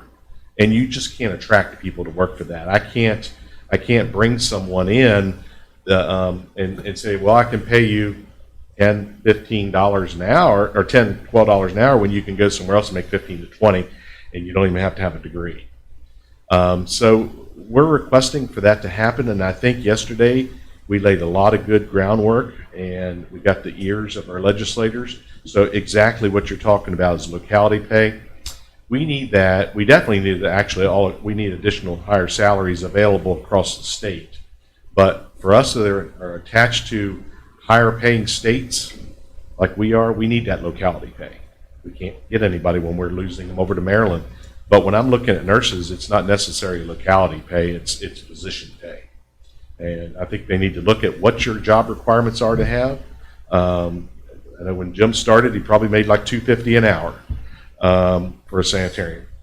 But $540 a month. yeah, yeah. Of course, that was 50 years ago. But we're struggling with that. So it's great to see that our environmental health is full and strong, and as this pandemic is starting to, I think we hit that peak, and I think we're starting to go down. We're seeing some of those numbers. We want to bring our environmental health back up into full force, getting out there as much as possible. We've had to limit things on the cold weather that we've done. But if we can't have healthcare nurses in our facility, we can't do clinical services. You got to have registered nurses. You got to have nurses to be able to take care of the needs of the people come through. People pay their tax dollars expecting to get service, and I don't blame them. They should. So that's why we took the couple days just to go down to Charleston and talk to everybody we can to make sure our state's taken care of. Those taxpayer dollars need to be spent wisely. Did you get any feeling from the powers that be about post-COVID financing? Well, that's where we're at with the, we have seen our health departments able to increase the staff because of the grants, but we need sustainability after those grants go away. We need to sustain our staff based on guaranteed funding year after year and not tied to grants. So that's going to be a crisis that all of our health departments are going to be into. When they do a funding study, approximately 10 years ago, we found out that public health in West Virginia was funded by $14 million. That was 10 years ago. I'm not sure exactly what our cost of living has went up since that time, but I can guarantee it's more than $14 million. Are they still talking about regionalization, or is that? That has not been on the plate. It's not over yet. We haven't hit crossover date. We have, and luckily we have not had a tax on immunizations this year. Last year was a pretty hurtful year. I did have one senator come up to me and apologize for being the lead sponsor on Senate Bill 12, but that's okay. We adjusted with it. I said it didn't affect us much. We've only promulgated 2 regulations, as far as I know, in a couple of years, so we're pretty good. So, and we're fine. But we had a hurtful year last year. We had harm reduction programs attacked all over the state. We a lot of requirements put in place, and I'm happy to say that we have our harm reduction clinic fully licensed through OFLAC and between Berkeley and Morgan County. We have not let people down, but unfortunately salaries are letting us down. So we're having to deal with that, and we're going to deal with it the best we can. It's going to take a little while. We may have to do some restructuring and rebuilding, but we're going to do it. We're committed. So again, I appreciate the council's funding and support for us in many different ways. Well, I can tell you, I'll be in Charleston next week, and I will be having that conversation with anyone that'll listen. It's about state aid to local health departments. the When we look at, local- we have $4 and some change per head per capita. That's ridiculous. Yep. Yep. I mean, we definitely have battles, and you can't win the war without winning some battles. So, yeah, it's a battle every year to take on what needs to be taken on, and you just do what you can do. Keep fighting for it, and eventually, we'll get there. I think we're going to have a state-of-the-art health department, one that two sides, but 2 separate areas, but one big health department that's going to be the envy across the state. But if I don't have staffing nurses to put in there, that we can do more programs in community education, what's the fruit that we're providing back? So We're gonna make it happen. we're going to. It just takes a little while. It'll happen. It'll happen. We just So, gotta keep working on it. And I was very encouraged. It's very encouraged. it's all about convincing them of what the real problem is, and we got some smart people down there to be able to, if you can get the message to them and explain to them how urgent the problem is, and how to solve the problem, and how it affects the rest of the state as well, then they've got an argument to be able to fight for us. So I think that's a big part of it. And there was a number of people missing from the House side, but COVID is alive and well in the Capitol. So we structured our visits and kept them safe and everything. But it was a good day to be down there, and they did hear us. So I know we'll appreciate hearing from you when you go down and talking with them as well. Decentralizing personnel management would be a big step. Make it on a more regional basis. Would be having a better merit-based system, maybe the solution instead of the West Virginia Division of Personnel, because that covers all DHHR as well as all health departments. Some counties have moved away from that, but in order to do that, you have to have your own merit-based system that you use in order to be able to receive federal funds. And by the state code, it says you have to be part of an official merit system. So you either develop your own, or you're one of the Division of Personnel. So we pay a quarterly amount by full-time equivalent to be part of that system. So it's not given to us free. We pay for it, but it's just looking at all the salaries. It's just absolutely insane how low they are. I just know that, over the last couple of years, you and your staff have done tremendous work in this county, and even in Jefferson and Morgan as well, because I know you've worked in all three counties. But the people in this county have gained a lot of trust and confidence in your all's office and your abilities. And thank you for what you've done. And there's a lot more to do in the future. We'll help you where we can help you, I can assure you. And the relationship that we have built over the years between council and the health department is absolutely incredible. And I know when you say that, I can take that to the bank. Absolutely. Well, it's crucial to work together. We're all in this for the same reason, help the community. Yes. Anything else from you? No? Well, thank you. Thank you all.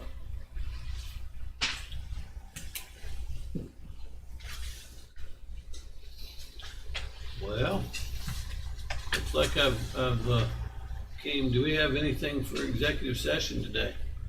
Yeah, no, sir. We have not for Thank you. executive session. Which is always good news. Always good news. And you don't have anything else you wanted to discuss? No, sir. All right. So it looks like we're We're good until 2. we're going to take a break until 2:00. Can we recess, because I have to do 2 sets of minutes for the appeals back in recess. President, I'll leave you, he said. We're recessed.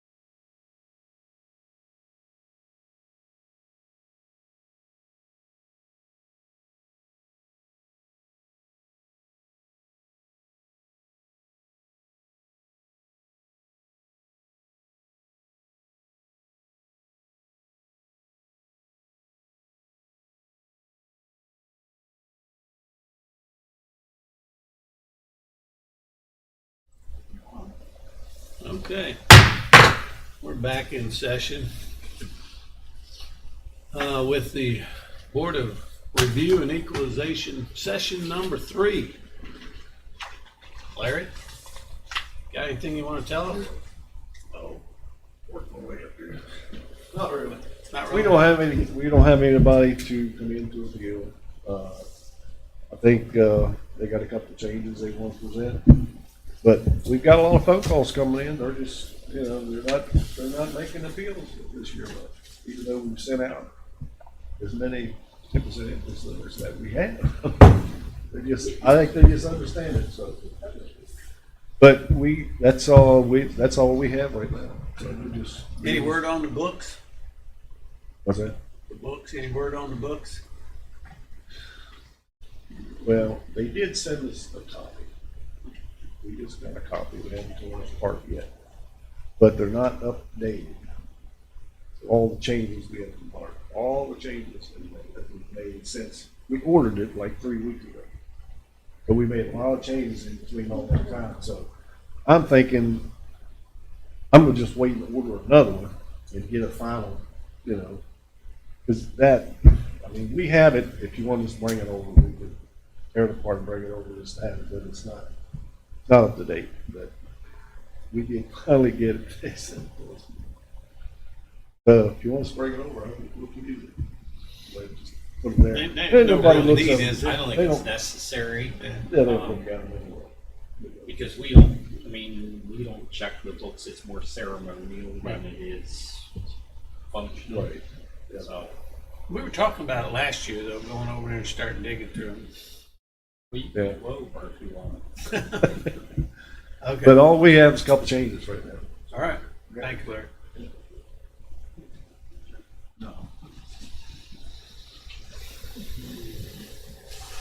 Afternoon. Good afternoon. I've only got one change. Okay. Okay, this is in residential.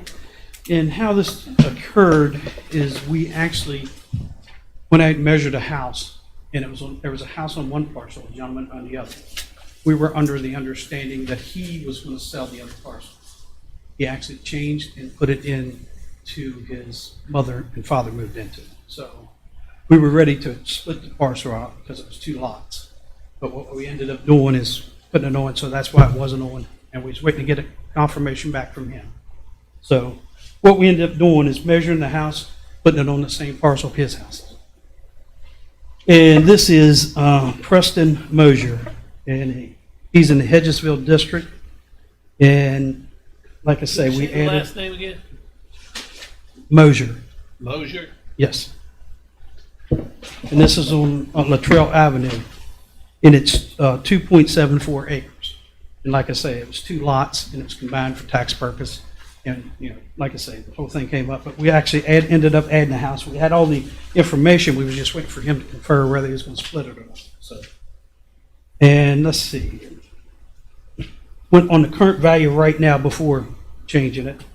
Our appraised value on the land is $56,700. On the building of the one house that's there presently is $71,800, with a total of $128,500. Now, the assessed value on that is $34,020 on the land. The building is $43,080, with the total being $77,100 on the assessed value. Now, when we went to the proposed,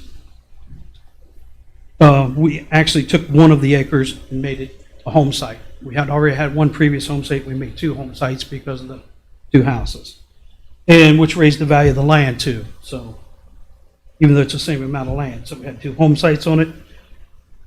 After the proposed part, our value of the land went to, on the appraised value, went to $100,200. On the 2 houses together, went to $229,100, with the total value being $329,300. Okay, the assessed value for that, the land is $60,120. The building, both buildings, is $137,460, and the total being $197,580. And with that, since it was on the same parcel, it created the 10% increase. So we sent him a letter for that too. So did you have them done as two separate parcels, or you just hadn't had them done yet? We had the one parcel with 2 lots on it. We had a separate card made up for the second card for the new house, but he was at that point not, we didn't know for certain. We had phone tag with him, calling him back and forwards, leaving a message, and him calling back. And we finally got in touch with him the other day, and he said, no, I decided to move my mom and dad in that house, so it's still on the same parcel. So we didn't split it out. So you never had the house added in at all? No, till now, no, Okay, not so till you now. have the house plus the increase in the land And, value. yes, that's So the what was the increase. total difference? The total difference.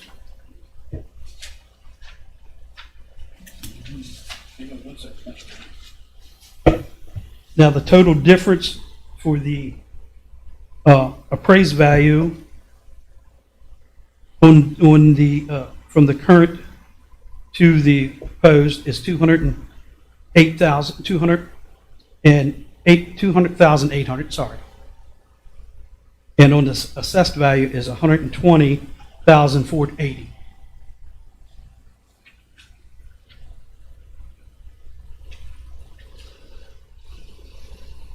Okay, Okay.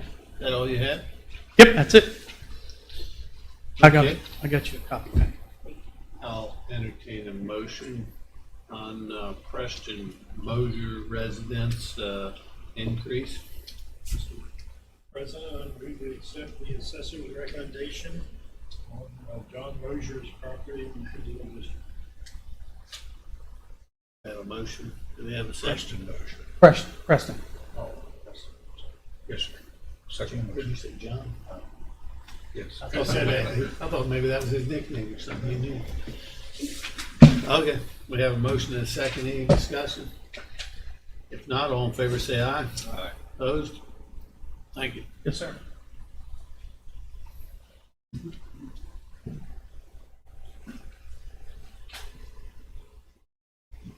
John didn't have anything? That's it? Okay. Larry, every change you guys have brought in so far have been increases.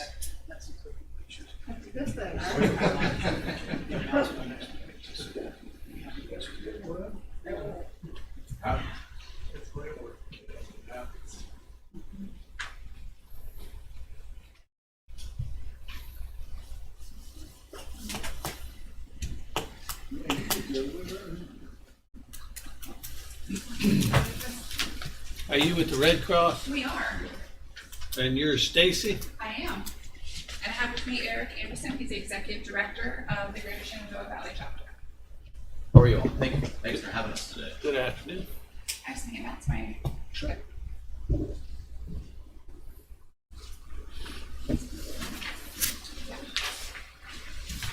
Thank you. Thank you. Thank you.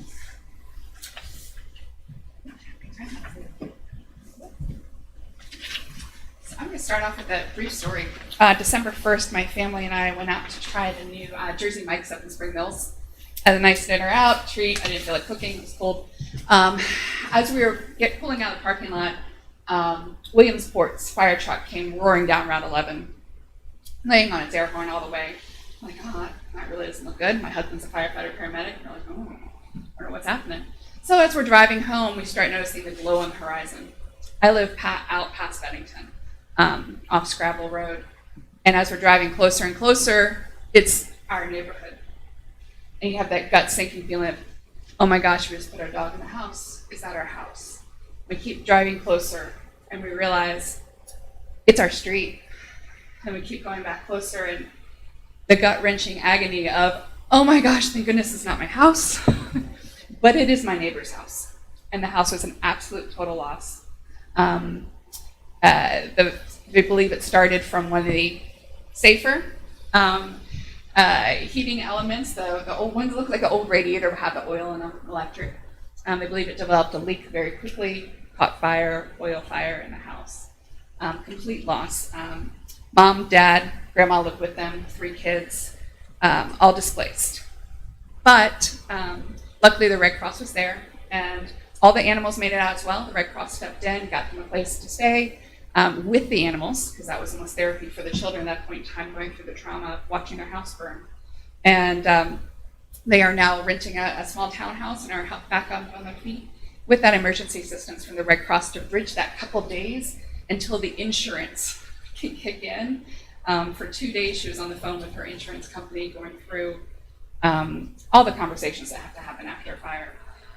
So thankfully, they're on the road to recovery, and I'm very glad that the Red Cross was able to help them bridge that gap, so we're there to help everybody.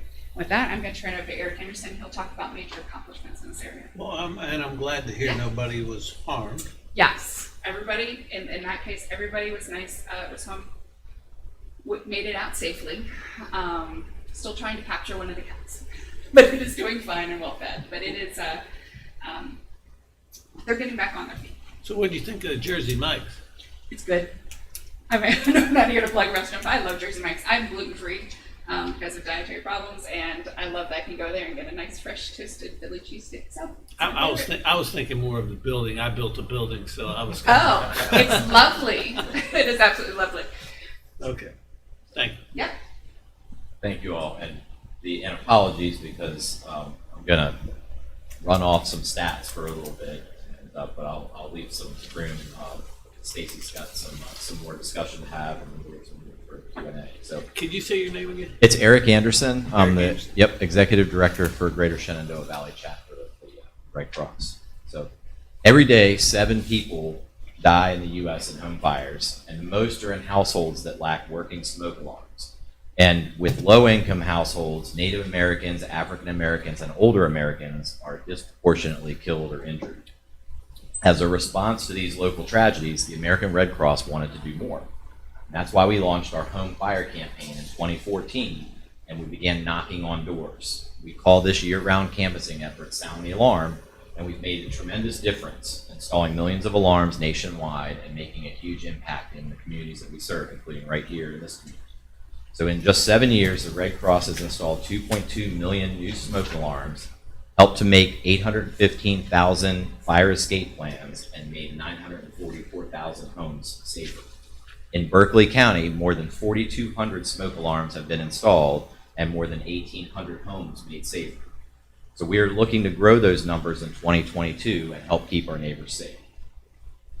Our national goal for 2022 is to make another 110,000 at-risk homes safer from fires. And we'll reach those families in ways that keep them and our workers safe from COVID-19. So we do that through education. Most people don't realize that they only have 2 minutes or less to escape a home fire. Through in-person service delivery, where it's safe to do so, we're helping families develop escape plans and learn fire safety. Year-round activities will be amplified during a spring canvassing push from May 1st to May 22nd, 2022. We also do this through smoke alarms. So we partner with fire departments to install free alarms by appointment. And for anyone who'd prefer to wait until the pandemic threat subsides, we're keeping a wait list to install alarms at a later date. Our disaster services, and Stacy was just referencing that, several of our volunteers right here in Berkeley County were among the disaster responders for the Red Cross. Disaster services is an ongoing need, particularly for those victims who lack the resources to meet their immediate needs, as well as for preparing and being able to respond to future disasters. Of the households we serve following a disaster in fiscal year 2020, 61% of our clients have annual household incomes that are below $30,000, including 25% that are below $10,000. 47% have permanent housing needs following disasters. 78% lack hazard insurance, 65% lack structure insurance, and 68% lack insurance on their household contents.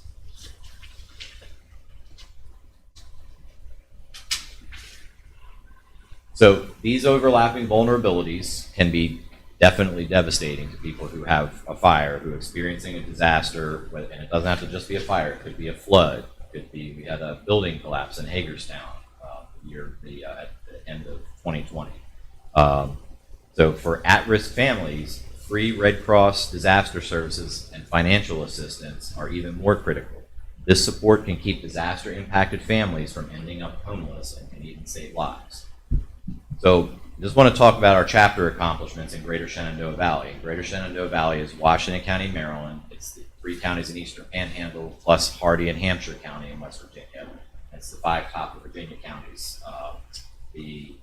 and the city of Winchester. So last year, we responded to more than 140 disaster events, which was more than 2 per week. We provided more than $100,000 in direct financial support, installed more than 700 smoke alarms, made 341 households safer, and we educated more than 250 youth on the importance of fire safety and how to respond to disasters resiliently. In our biomed side, we hosted more than 750 blood drives and collected more than 12,500 units of blood within the chapter. Our training and health preparedness services helped more than 5,800 individuals to be trained in first aid, CPR, aquatics, and water safety and caregiving. Our services to the armed forces support servicemen and women and their families, and in Greater Shenandoah Valley, more than 1,172 cases were opened and care provided for those cases. We did holiday care kit distribution to the Martinsburg VA hospital in partnership with Procter & Gamble, and we provided resiliency courses for service members and their veterans. And all these accomplishments were done by 174 active volunteers in our chapter that provided more than 14,400 hours. And we're proud that 90% of the work that we do is done by volunteers. And then finally, specifically to Berkeley County, in 2021, we responded to 33 disasters that helped 35 families and more than 90 individuals, and we provided more than $20,000 in direct financial support. So in that regard, we're talking about financial support. I'm going to turn this back to our regional philanthropy officer, Stacy, and who, as you now know, had a personal close call with that and got to see firsthand the Red Cross responding to those in need. Before I speak, do you have any questions about the mission delivery of the Red Cross in the area of Berkeley County? No? Okay. Do you have a cost of what it costs to do each home with fire alarms? With smoke detectors, so the smoke detectors, if you were buying them retail, I don't know what they are since the pandemic. They jumped up, but they were about $40. But because the Red Cross is purchasing them nationally, it ends up between $10 to $15 a detector. And so when we're doing that, we're saving folks that cost. Or in the case where we're working in partnership with fire departments, in a lot of cases it's budget relieving for them because they can use our smoke detectors and do the installs, and that will help them keep from budgeting for smoke detectors. Right. So you guys aren't doing the installs, you're just supplying the smoke detectors? Well, so we were doing the installs, and then when the pandemic hit, the Red Cross national guidelines, we weren't allowed to go into homes, but then we were allowed to continue partnering with fire departments. Then this year, we've been back doing essentially one-off appointments for that, as well as the partnerships with the fire departments. Question that we have coming up, and we'll know on March 1st, is whether they're going to allow us to do a mass canvassing effort where they'll, in that case, it involves a lot of volunteers knocking on doors. Just not sure whether folks are comfortable. I personally am, and I'm happy about knocking on doors, but that's a national Red Cross. So we're kind of a hybrid place right in the middle. We found out, I just found out on a meeting yesterday, our region, so we're part of the Central Appalachia region that covers all of West Virginia and 22 surrounding counties, so it's a total of 77 counties, selected as one of the regions to pilot a new Red Cross with the Safer Home. So we could hand off the smoke detectors to the individuals, and then we walk them through on the phone of how to install it. We wait to hear the chirp, we make sure it's installed, and we go over with the home safety plans remotely, but for some people that might be more comfortable for them as well. So we're trying to, especially for some of our more rural counties throughout the state, that might be a way that people feel comfortable. Because some people just don't, in the best of times, don't want other people in their home installing things. We were a little stricter on that before because we were hesitant to hand off smoke detectors because people would say, oh, we're going to go ahead and install them. And as you know, some folks, they'll still sit on the sidelines. So we were sort of required to come into homes to verify that they were installed correctly and functional. But that's I guess a step in the direction of working within the pandemic. Yes. Have Have you ever contemplated partnering with the Home Builders Association? And the reason I say that is because I've been a member of that association for many years, and it's not one bit uncommon for me to go into a house to do a remodel. Maybe I'm doing the kitchen, maybe I'm and you know, of course, you know, there's no smoke detectors in the kitchen, but it's not uncommon for me to go into a house to do a remodel and see the smoke detector plate on the ceiling, but no smoke detector there. And if you were to partner, I mean, if you're giving those away, you may be able to partner with the Home Builders Association so that those remodelers could install a new smoke detector in those houses that they go in that don't have them or have them. Right. So we haven't yet partnered here. So before the 3 weeks after the pandemic started, that was when they realigned and we became Greater Shenandoah Valley. So I was the ED for Western Maryland before. So Frederick County, Maryland, we actually did partner with the Home Builders Association, and that was actually a pretty substantial partnership because they ended up on average installing 4 new detectors in every home that they were working with, and it was for that very example because.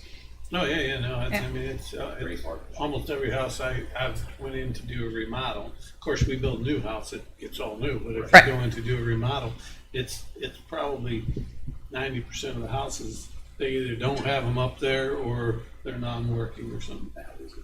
Yeah.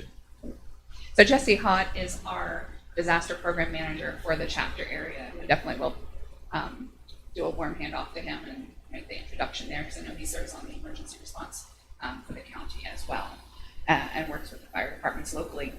In our budget submission, it was required to list donors, significant donors to our organization, and we have wonderful, generous people throughout the Shenandoah Valley. So the list I provided included donations $2,500 or higher from corporations, foundations, and private trusts or estates, as they're still held by financial institutions. Unfortunately, only 2 specifically cover Berkeley County area, one of them being Carter Myers, formerly Miller Auto Group, Miller Toyota, as well as United Way of Eastern Canyon Mills, of course, one of our key partners. And the combined donations that we received throughout the chapter area do not cover the full impact of the Red Cross's support within the chapter area or even within Berkeley County. And this is the mission is supported then by donors across the country. This is where being part of a larger organization is very helpful. In the budget that I have on the 3rd page of what I handed to you, there's a line that says support from other ARC units, and you can see exactly the amount that comes directly into Berkeley County from across the country. If funds are received from the Berkeley County Council specifically, what we're looking for this year is an investment of $5,000 directed to the Home Fire Campaign within Washington County. We're hoping to tie this into our wonderful county's 250th anniversary this year. Exactly how that will look, we'll have to wait till after March 1st so we have the full guidelines and we can get into homes.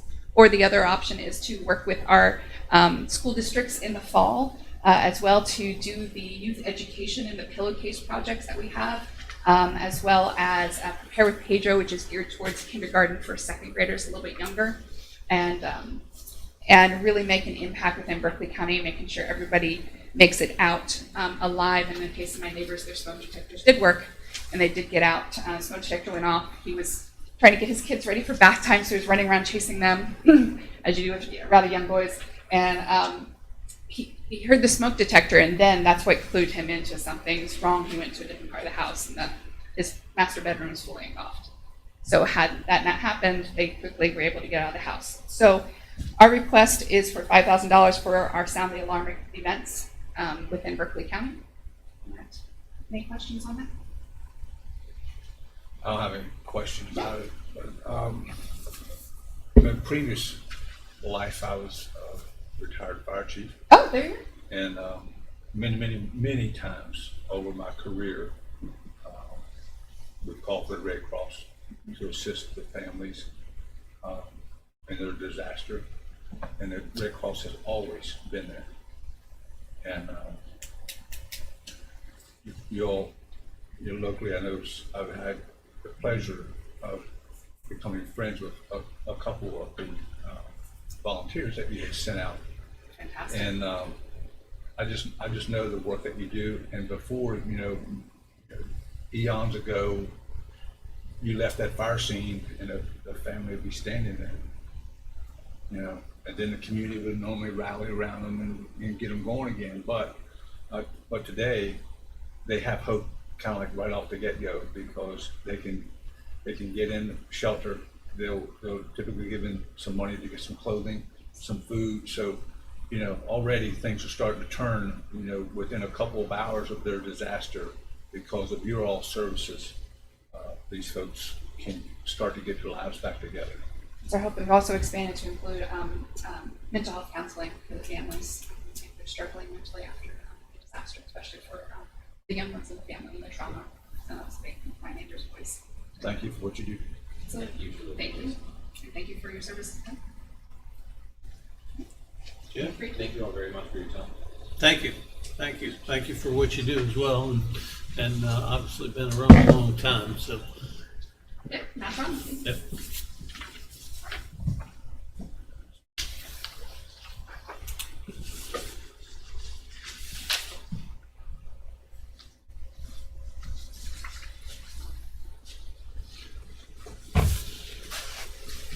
Well, we're 15 minutes ahead. Should we go ahead and do Will since he's just hanging out here? Can if you want. He knows the drill. He knows you guys are always early. I didn't know where we were in the scheme of things, so I thought I'd come on up because we all know I'm just lounging around down there, not doing much. So. Don't have much to do. That's right. That's right. Yeah. So you're up here not doing much. That's right. Absolutely. I mean, got to do it somewhere. Well, Council, thank you for seeing me. Just want to start off with a few stats from the fiduciary office, fiduciary supervisor's office, that is. In the year, currently we approximately have 2,500 open estates. Obviously, we're working to track that number, as a lot of folks from the previous decade have just simply opened estates and just run off, not done anything about it. So that's something that we're constantly working on. We settled 400 estates in 2021. We did over 30 ancillary administrations from outside jurisdictions, from outside states, and over 600 wills were examined in 2021. Were taken or denied, and that's all done through my office. We've gone through a pretty fascinating 2021, to say the least. We have two new full-time employees, which, as this council will recall, were done both during the summer of 2021, and both have exceeded my wildest expectations. Colleen Stevens has really hit the ground running and has understood the various changes, and they are various, or a bunch of new West Virginia probate laws that have come through. And the legislature has thrown us some curveballs, certainly, and her understanding is at a pace, certainly, at my own. I mean, she's really understanding this stuff very, very quickly. She's patient, and she's kind to all who seek her guidance, and she's also a pleasure to work with. Chris Eisenberg is also our newer employee, serving as a fiduciary coordinator. She has proven to be a model county employee, respectfully and compassionately helping families through their most difficult moments. She works at the highest of standards, and she has actually gone above and beyond working on some of those backlogs of 2,500 estates. She's working on contacting some of these people, indicating that there are indeed other steps that you need to do. It's not just about getting the letter and going out and emptying the bank account. There's a little more to it than that. I'm thrilled to call her a coworker. She's really doing a great job. Both of them are. Janet Holzhauser continues to show her status as the gold standard for any county employee. Having served over 3.5 decades, Janet has set these standards for our two new employees, and without her consistent guidance and really support, the office and this county would, I think, be all the worse for it. Marty Kiesecker is a contractual employee that we brought on in 2021. He is a semi-retired former bank executive handling mostly estates. He was the head trust officer for BB&T for 30 plus years. He is a valuable asset to many of this county's families. He serves this community with dedication, kindness, professional fortitude, ensuring that all who see him leave with a better understanding of a technical understanding, that is, of this trying process.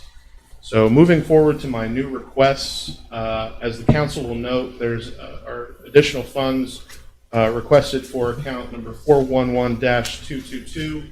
These are the subscriptions. I ask for additional funding denoting a value for a Westlaw account for my office, and that's for a subscription for a 12-month period.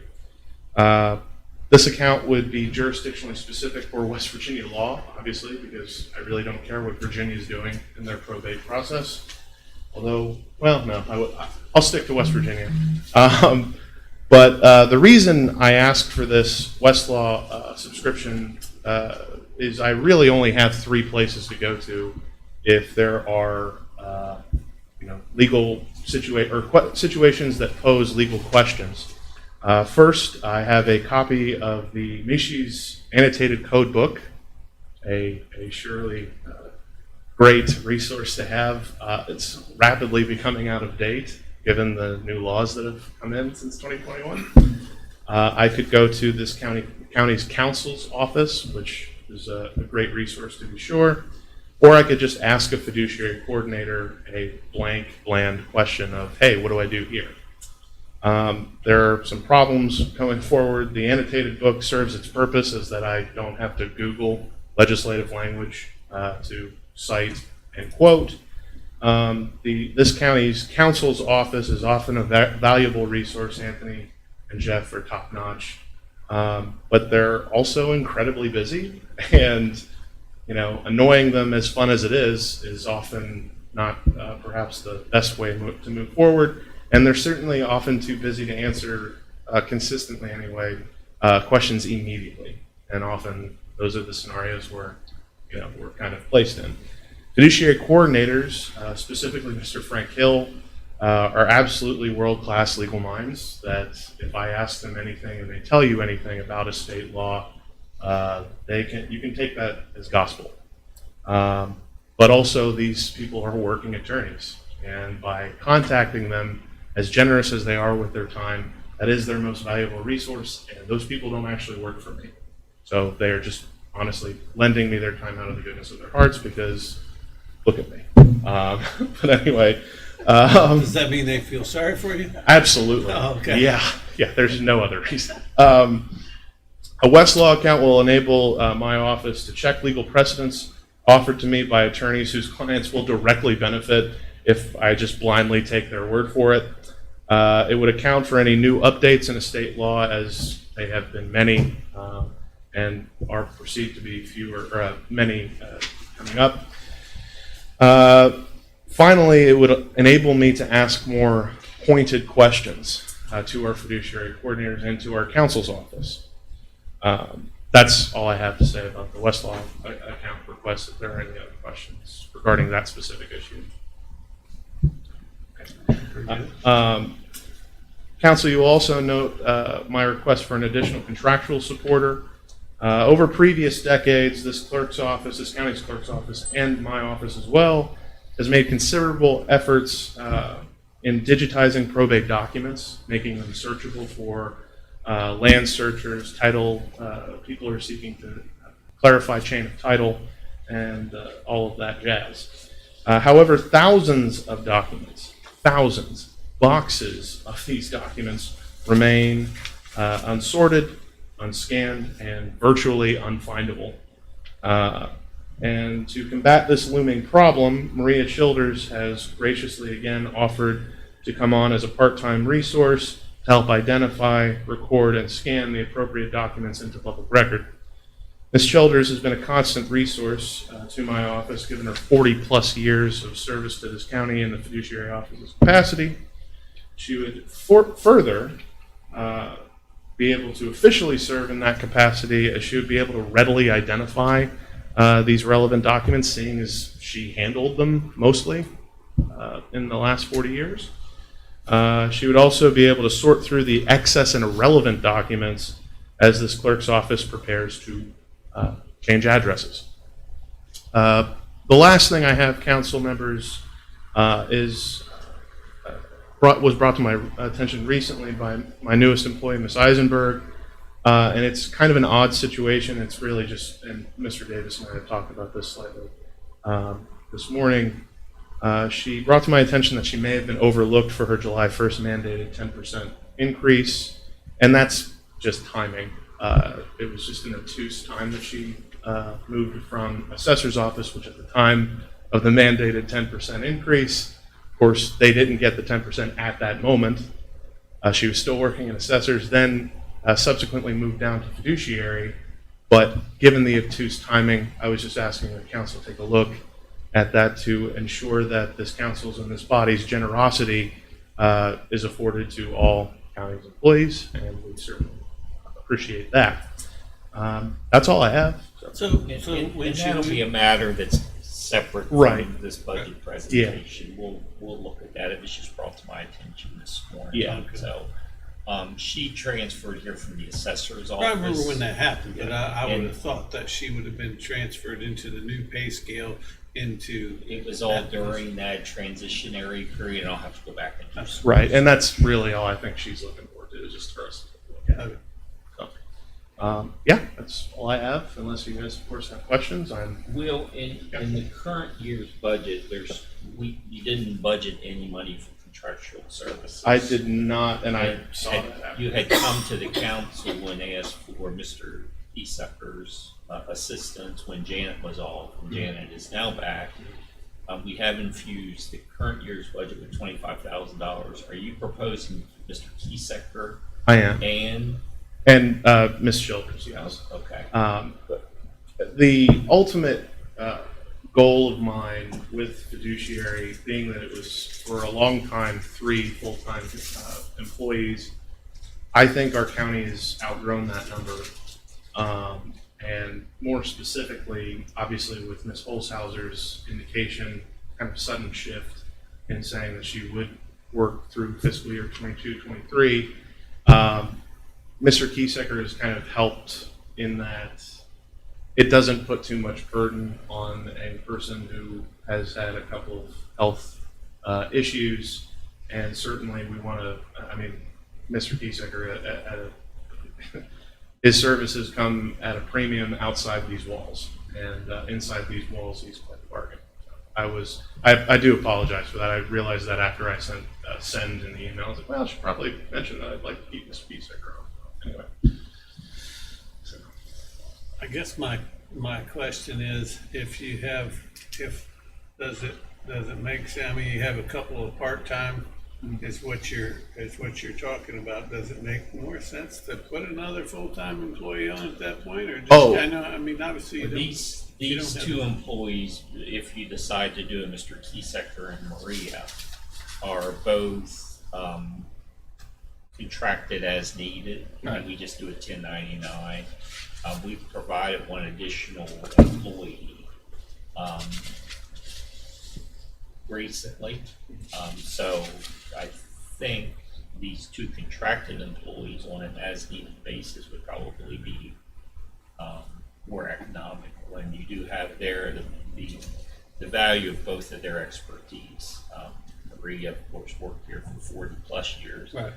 And Mr. Kiesecker has considerable experience, well, not in the fiduciary department, but that's what he did in the banking industry, dealt with estates. So both of their expertise is very, very valuable, and it just seems to be a pretty good arrangement for both of them. Mr. Kiesecker, his wife made me make sure that he spent a minimum amount of time here.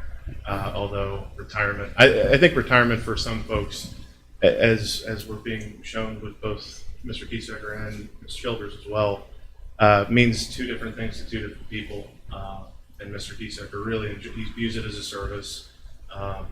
as Mr. Davis indicated, you know, his services are well wanted everywhere else, and he chooses to be here, and we're all the better for it. Do you have anything, Jim? The only thing I've got, Will, it's nice to be able to comfortably inform folks that when they call or have a question, you run into somebody and say, hey, can you help me with this? I can't, but I know somebody that can, to be able to, give them direction to come to your all's office. And they always come away with a good communication or the education that you were able to provide to them. Always good service. Well, it's very flattering to hear, and I can guarantee you it's this new staff. I'm overwhelmed with how much better. When I came on, if this council will remember, in late 2020, I was by myself down there for a time for about 4 or 5 weeks, and yeah, we are much better staff now. Don't have to drink from the fire hose. Well, sometimes it's nice to keep the old ticker going. Sometimes, no, it's fine. Good. Yeah, we are, and I agree, Eddie. We are very fortunate to have in all of our departments have those people we can rely on to point in that direction. So that, and sometimes it seems like you do that often. Say, hey, not that I'm avoiding it, but if you really want a good answer, this Right. is who you call. Absolutely. Okay. Well, I appreciate it, Council. Thank you so much. Thank you.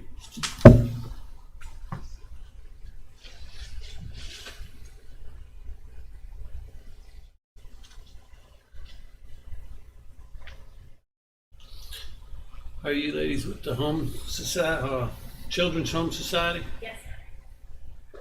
Are you Amy? I am. Absolutely. How are you today? Good. How are you? Good.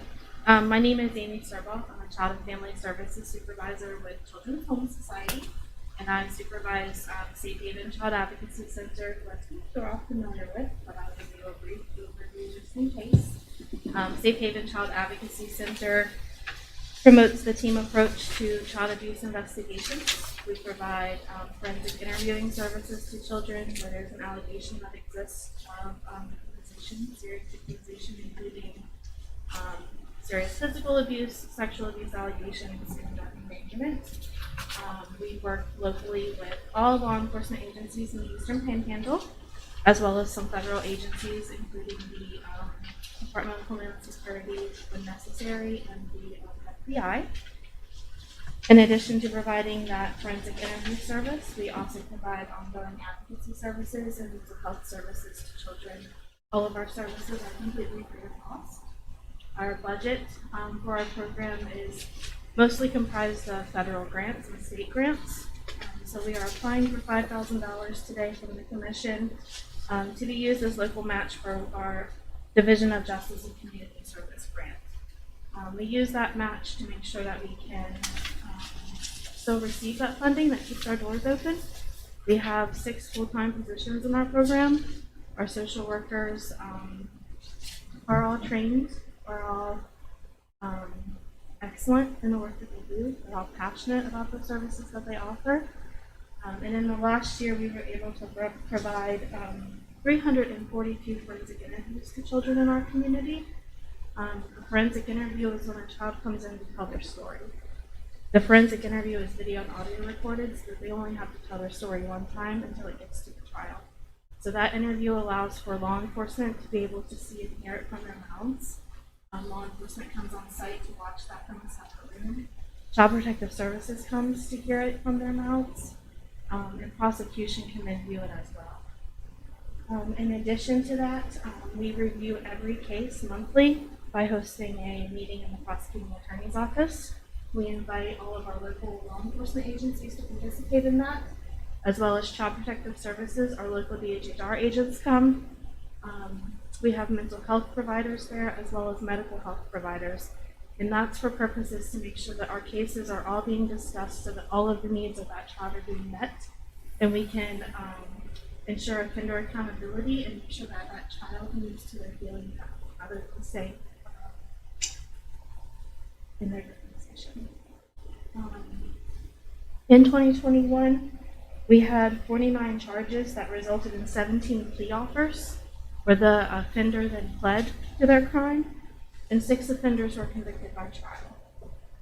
47 children received mental health services on site at the Child Advocacy Center, and we referred for 9 children to have forensic exams where evidence was collected. So we're requesting the funding to help us continue the services that we offer. Typically, we do a lot of fundraisers in the community. The pandemic has certainly hindered our ability to do that, but we still have maintained all operations and have extended our services because despite the report of child abuse referrals going down, the number of children that we see has increased. I think I've shared this with the board before. The average cost of a child abuse investigation without utilizing the Child Advocacy Center is $3,949. Because of utilizing the services at the CAC, because it's a team approach, that saves each case about $1,047. So in the last year, we saved the Eastern Panhandle $358,000. That's an estimated savings based off of our cost savings ratio. So that is what I submit to the council. Any questions? Do you work in all 3 counties? Or? Yes, sir, we do. We are based out of Martinsburg. We do have a satellite site in Morgan County. We recognize that a lot of Morgan County residents are displaced further away, so we have donated space from the courthouse that we have a satellite site to see those children. And we're exploring a satellite site in Jefferson County as well in the future. So this $5,000 would leverage $20,000 grant, is that correct? It's 25% of what our match would need to be. So our it's just a percentage of that grant match. We apply for several other mini grants as well, and we do fundraising and have regular contributions as well that goes into that match, including donations.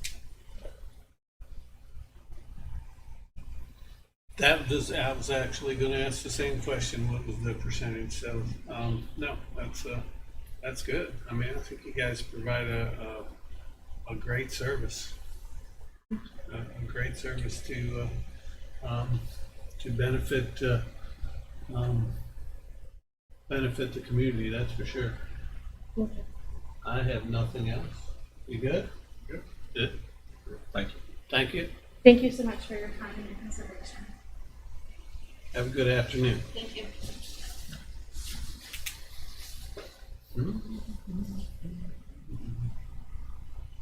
So we don't have Mike Noel until 3:15. We take a little break.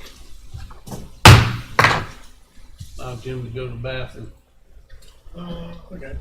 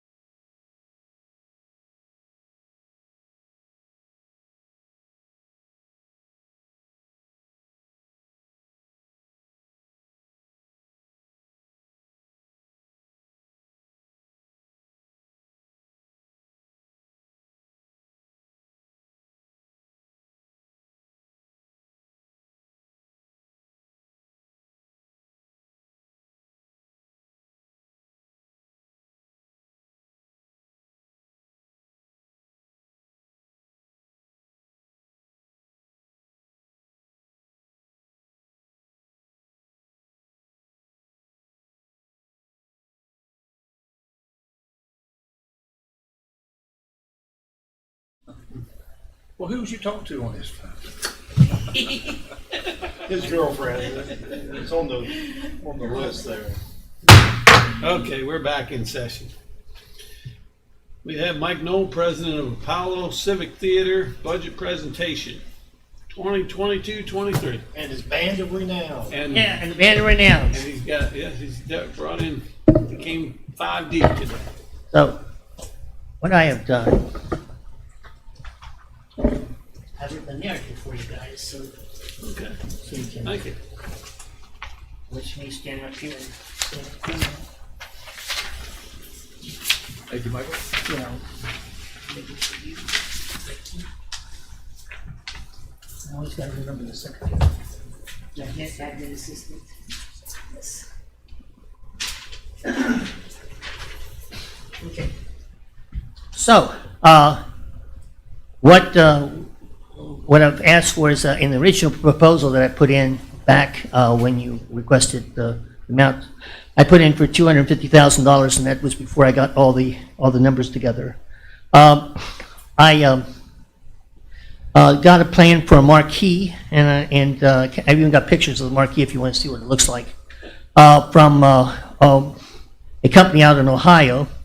They did the marquee for down in the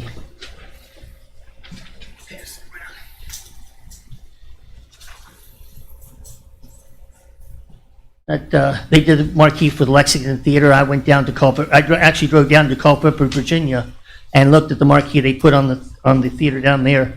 The new marquee is going to have a digital sign on it, but actually the quality of the digital signs these days is so great that it won't deter away from the architectural aspects of the building, because our old building was the metal. Did the old building, did that pass, did it have a marquee on it? Like, Yeah, the marquee was, well, the building was built in 1914, and 1920 they put on the stage.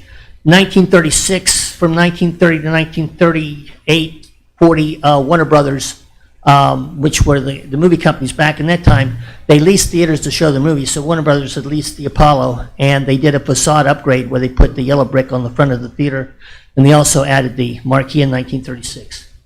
And when we bought the building in '75, it was not doing so good then, and we patched it as much as we could.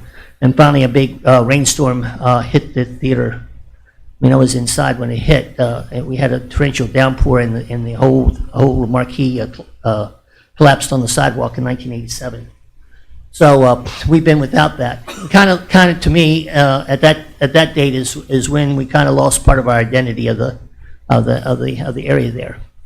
So what I did is when we did that, and of course I was just a board member, but I still ran over to the city and got a letter that said that I can put the marquee back up on the building, because at that time they had before they did the new sign thing, that you couldn't hang stuff over the sidewalk. So they came in at around $247,950, and I talked to the guy just this past week. And if we got funding for it, it might be until next spring before we can get it. It just depends when I get the order into the guy, because he's doing his orders for all of his jobs now. And then we have the Little Red House that has been a sore for me ever since I can remember, in the back of the theater. The amount of people we've had in there. But that Little Red House we've purchased with money that we got from the city for $2,000, and we need about $18,500 to tear it down. that's what happens. Well, you all sent me away last year and said, you come to the county council and you ask for a little bit of money here and there, so I did. I went away and with the help of Tracy Gullum, wrote a grant, and we've got an architectural study that we did on the theater. And actually, what was interesting, when we used Crabtree, which you guys have used here, so Crabtree came in, and when I held the initial meeting, they said, how much do you think the renovation of the theater is going to cost? I said, $10 million. It came in at $9,950,000. And the guy says, how did you know? I said, I've been keeping track of the cost there. Now, so what we've done is we need that little red house in the back, because what that little red house will do is allow us to put a ramp from the Spring Street side, where you'll come in the door, Spring Street side, and it'll go down the back of the theater. We'll end up tearing off part of the building that's on the side of the theater, which we call the green room or the old offices of the Apollo, and dig that down to the level of the stage. And then with that building, we'll be able to put an elevator in, which will make our second and third floors available, because a lot of times now we have trouble renting the upper ballroom because of caterers and stuff and what they have to carry up those long stairs. It also will address our ADA compliance, helping people get in with the wheelchairs. It also will allow us to utilize the whole building for storage and move things up and down, because it would be a combination of a freight / passenger elevator. And then the other thing that it would work is that it would allow us to put more activity onto the stage, because what's happening now is if it takes sometimes about 3 to 4 weeks for us to build a set. Well, I can turn bring a lot of programming into the Apollo, but I can't do that if I've got something on the stage. And I remember I brought a dance company in once, and we had to take our set pieces apart, load it on, as we offloaded all the parts of the dance company into the theater. Then we took and loaded our set pieces and things onto their trailer, and they took it out to their warehouse and stored them while we did the dance recital there at the theater, and then had to swap it back out. And so that's would help us to do that, because then I can roll sets. I can build them in our workshop, which would be that new building, and then we could just roll them onto the stage, and which would allow us to put more programming into the Apollo.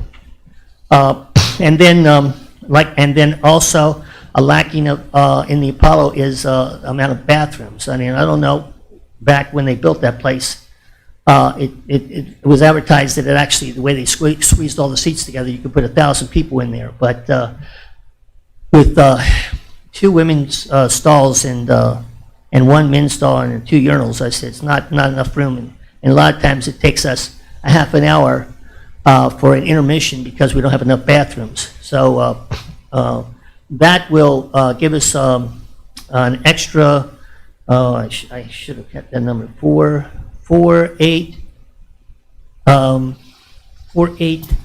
16, we'll have 12 more bathrooms available, stalls available, because what will happen is all 3 floors will be available for people to be able to go up on the elevator and use that.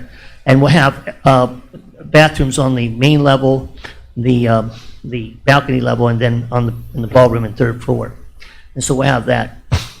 And so that's what, so in order to do this, we have to tear that little red house down. And then the first order of business, there's a lot of, and this, the architectural study covers this, and I can send you all an electronic copy if you want it, is that it covers building a new building, doing insulation between the 2nd floor and the 3rd, the 2nd floor and the main theater, because, well, you can't walk up in the ballroom while people are down in the house, because it's there's no insulation there, and also for heat. Also, our stage, we still use hemp and sandbags. So if you think about when we're pulling ropes, I tore 2 rotator cuffs last year doing that stuff. But we put in a counterweight system and change all the lighting over to LED, which is the way everything's going these days. And then also we would insulate between the floors, and we put a new AC unit to work the whole floor, and then new catering area up in the ballroom. So if you were asking me what do I phase first, the thing that I'm going to phase first to get the house tore down, and the first thing we'll do is put that building up on the side. we get that building up on the side, and then we can attack the interior of the theater, because when we attack the interior of the theater, it will shut us down. And to let you know that what we've got in there now and how much activity we've got in the Apollo, last week we had a rock concert in there, the whole day. Wasn't very well advertised, because most likely you guys didn't know about it. Didn't know about it. Yeah, that's right. And that's what I was upset with the promoter, because I didn't even get it up on my website because he didn't give me enough information. Who was the band? Well, it was Don Rodriguez, and they had all during the afternoon. They had starting about 12 o'clock. They had folk music in there. They had bluegrass. They had a kid who was about 11 years old who did a marvelous job playing his guitar and singing. And they had a couple who did folk music. And then in the evening, it was punk rock. The first one, it was noise. I got my, but the other punk rock group they had in there was from Culpeper, Virginia. They drove up, and they were very well received. We actually had one group coming out of Baltimore, and the guy had an accident and he couldn't come, but he was going to bring a what do they call it, a parapin. You know those things that you wave your hands on, the big wires. I don't know if you've ever seen them. They're instruments that you just wave your hands against. And he was going to bring that, but that was when he had a problem there. Last night I was on the phone with promoter for Conway Twitty and grandkids and Lynn's grandchild. And so on the 4th of March, and you'll see that because I'm taking care of the advertisement. It'll be out there. I've already talked to the radio stations and the Journal about it. But it's Conway Twitty's grandkids, and that'll be on Friday, March 4th at the theater. And you can actually go online and YouTube it. It really be a good evening on that. And this weekend we're having like stage readings. We had authors that did a number of plays. So we're going to be Friday, Saturday, Sunday, and we're doing different plays. So if you come all 3 nights, you won't get the same program. And then we've got the Apollo Talent Show coming up. Miss Berkeley County Scholarship Pageant. That's the whole month of February. Then we have about 42 kids, youth that we're doing. We're doing Moana, which it would be interesting for you to come there because we're actually teaching them some Polynesia words and that, and that's going to be on the March 10th to the 13th. And hopefully we'll get some school kids that will bust in on that. Then as soon as Moana's down, Blue Ridge Community Chorus, or Blue Ridge Community, the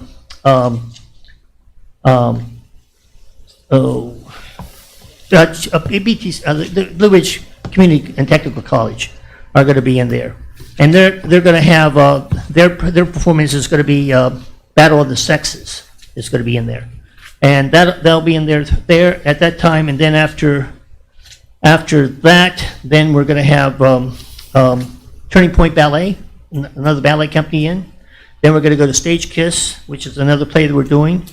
Then we have another theater group we work with, which is a Paragon Theater Group. Is going to do a program up in the ballroom in April 29th through the May 1st. Then we're going to have Mamma Mia, 13th to the 15th, the 19th to the 20th. In between that, we're going to inject on one of our Saturday nights. We're not going to have a Saturday night. We're going to go Thursday, Friday, then leave Saturday night open, and then have a Sunday for Mamma Mia. Because on Saturday night, we're going to have the Berkeley Community Chorus. And then Berkeley County Parks and Recreation has contacted me about needing a space for their dance recital. So on May 30th through the 5th, we'll have Turning Point Center for Blue Ridge from the Berkeley County Parks and Recs. And then we'll close that out with the Turning Point Ballet, which will be the next weekend. And then the whole month of July, we'll have our Apollo Youth Theater. So I'm busy and keeping things going and making and bringing in program that for the community to have. And I hope to have more shows like Conway Twitty and Loretta Lynn's in there, because what you can do with those is, because of money that I got from the council, and actually Eddie built Doug Copenhagen helped me build the front of the stage on. And we have the front of the stage where we can drop our curtain and we can do concerts out in front. So that's how we're going to do the Loretta Lynn thing, because they're going to be one weekend, and the next weekend we're going to have the kids on the stage, and we'll have a full set behind the curtain at that time. Do you have a copy of that schedule? Do you have it on, is it electronic? Can you, you're going to send us a copy? Yeah, I can send you a copy. Let me send you a copy. Okay, Yeah. your study as well? Yep, I can do that. Okay, Yep. does your study have the financials in it of how you're going to, once you get the Apollo, all the remodel done, once you get the Apollo to where it needs to be, does it give you the business model of how you're going to be able to, what kind of money you're going to be able to raise, what kind of budgets you're going to be able to have, how you're going to be able to sustain? Not in this particular. Right. Do you guys have Yeah, that plan put together? we're working on that plan. Yes. Yeah. Okay. Well, we actually put together. I can send you what I sent the city on a business plan that we projected. It was just about what we were going to do to get to the final business plan. Right. So do you know what your yearly revenue projections are? Treasurer. For this coming year? I think it's about 160. Our budget's about 160,000. So I'll tell you the problem we're having with this current year is that we've had to recover from COVID. Because I'll tell you what happened with COVID. When it shut us down, it luckily, over the years, I've squirreled away money. And we've been, and Tammy can tell you, we went through what, $30,000? Yeah, we were actually, starting to build our reserves up and, before COVID hit, and we had, it cost more than $85,000 for that. We were building on that. And then, of course, COVID came along, and we still had to pay your utilities and insurance and so forth, so we lost roughly around $36,000. And also other expenses. So our bank account is pretty slim right now. We've got about $36,000 in the bank right now. Well, and then what we've also done is we also bring in NIP credits, which we had from $5,000 in NIP credits, and then we have our patrons at the theater, and I don't have that figure with us, but they some of our patrons continued buying season tickets and sending us money for the season tickets and also for donations, just to help us stay open, because they knew that the bills were continuing. We just did a project, and actually it's going to be ahead of everything. We raised $13,000 to remodel the outer lobby. So that's almost complete. We took out our drop ceiling, and we're putting in drop-in chandeliers. We're putting in chandeliers in there, and really going to light the outside up. So yeah, and I get the cost of the building, because the building is a big cost. Renovations are always a huge cost, and they're growing all the time. But there's, at the end of the day, there's got to be a business plan. So if you can send us a copy. If you can send us a copy of what you have on your report that was done, and I appreciate you doing that. We talked about that a couple times. You came in and talked about improvements on the building, and I think we said that to you both times that I remember, that what is the plan, what's the cost, how are you going to do it, and so you gotta study and gotta put together. So I appreciate that. And also has given us a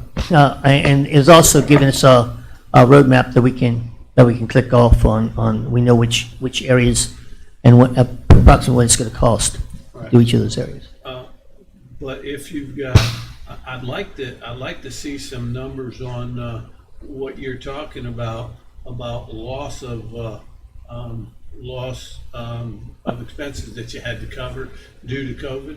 I'd like to know what those are and be able to see those numbers. I'd like to see the business plan moving forward of what you're going to generate a year, how much of it is going to go into actual expenses of what you generate, and how much is going to be actual profit to be able to use on expenses for the building, pay your bills, those type of things. So I'd like to see that if you guys have put that together. We've been very cautious of that, because in the old days, we didn't have a plan like that, and we actually had trouble paying our bills, but we've been really working with the businesses on fundraising and also managing our expenses. And the other thing is like I told you here, is what we also do with that is by bringing these dance companies in and bringing other things. Because the Apollo, and I'll tell you, just a little history, the Apollo back many years ago, the group just wanted to do plays. And that's all they wanted to do with the Apollo. Well, you don't take a historic building and just have a community theater group in there and do 6 shows a year. That's only 36 days of using the building. So my philosophy was it belongs to the community, and so it should be a community center, and it should be used for dances, it should be used for meetings, it should be used for public debates. I've hosted the governor's public debates down there when Underwood and them were doing it, and anytime people want a facility to hold public debates, the stage is there for use for nothing for the people. And then also bringing in things like Loretta Lynn, and we had the Irish dance years ago. That is what keeps our funding going and enables us to pay our expenses and keep the building open. But yeah, we'll get you those numbers and show you how we do it. Michael, pre-COVID, what is the participation number from the folks you've got in doing plays, the children's program during the month of July, and then even folks coming to view and enjoy the shows? Well, I kind of I was following somewhat the COVID social distancing up until I got to ELF. And ELF, I opened the theater up, and for ELF we had a performance on Friday, 2 performances on Saturday, and 1 performance on Sunday, and we had 1,516 people see this show in that amount of time. And we had 30 students from Hedgesville High School come in and see it for our day performance. We would have had more, but some of the schools, although the school board gave me permission to have the kids travel, the schools weren't up to doing it at that time, because usually we have for the junior program for Thursday we'll do 2 performances, one at 10 and one at 12:30, and we'll bring in 400 for around 400 for each performance. So we'll have between 800 and 900 people, kids, see that performance. And a lot of them are kids that have never seen theater. I mean, you go in there and you watch these kids walk in, and their eyes are big and looking around. And that's for that. And then for the summertime, we have about our average audience in the summertime is around 250 to 350 people per performance for that. Now, what hurts us a little bit in the summertime is that if it's very hot, people don't come, because although we have air conditioning that air conditions the facility, we can't leave the air conditioning on during the performance because it's too noisy and nobody would be able to hear. So that's a big minus on that. Our shows that we have, it's hard to say, Eddie, depending on the show that we have anywhere from 70 people, sometimes 30 people per performance, up to 150, I would say, is an average for our season shows that we have. And our non-musicals run us around, just for the rights to do the musicals, are around $700 for the rights, not counting costuming and sets. For the musicals, they run $3,400 to $3,500 for the rights to do that.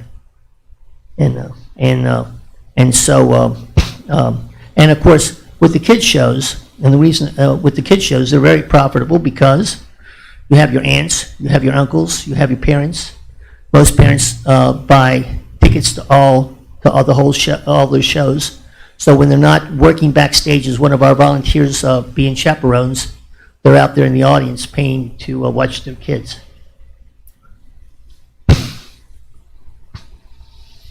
Anything, Jim? Anything else, Eddie? No, sir. All right, we thank you. Okay, welcome. You're going to send us that info, right? Yes, sir. Appreciate that. I've got electronic. Thank you. Have a good afternoon. You too.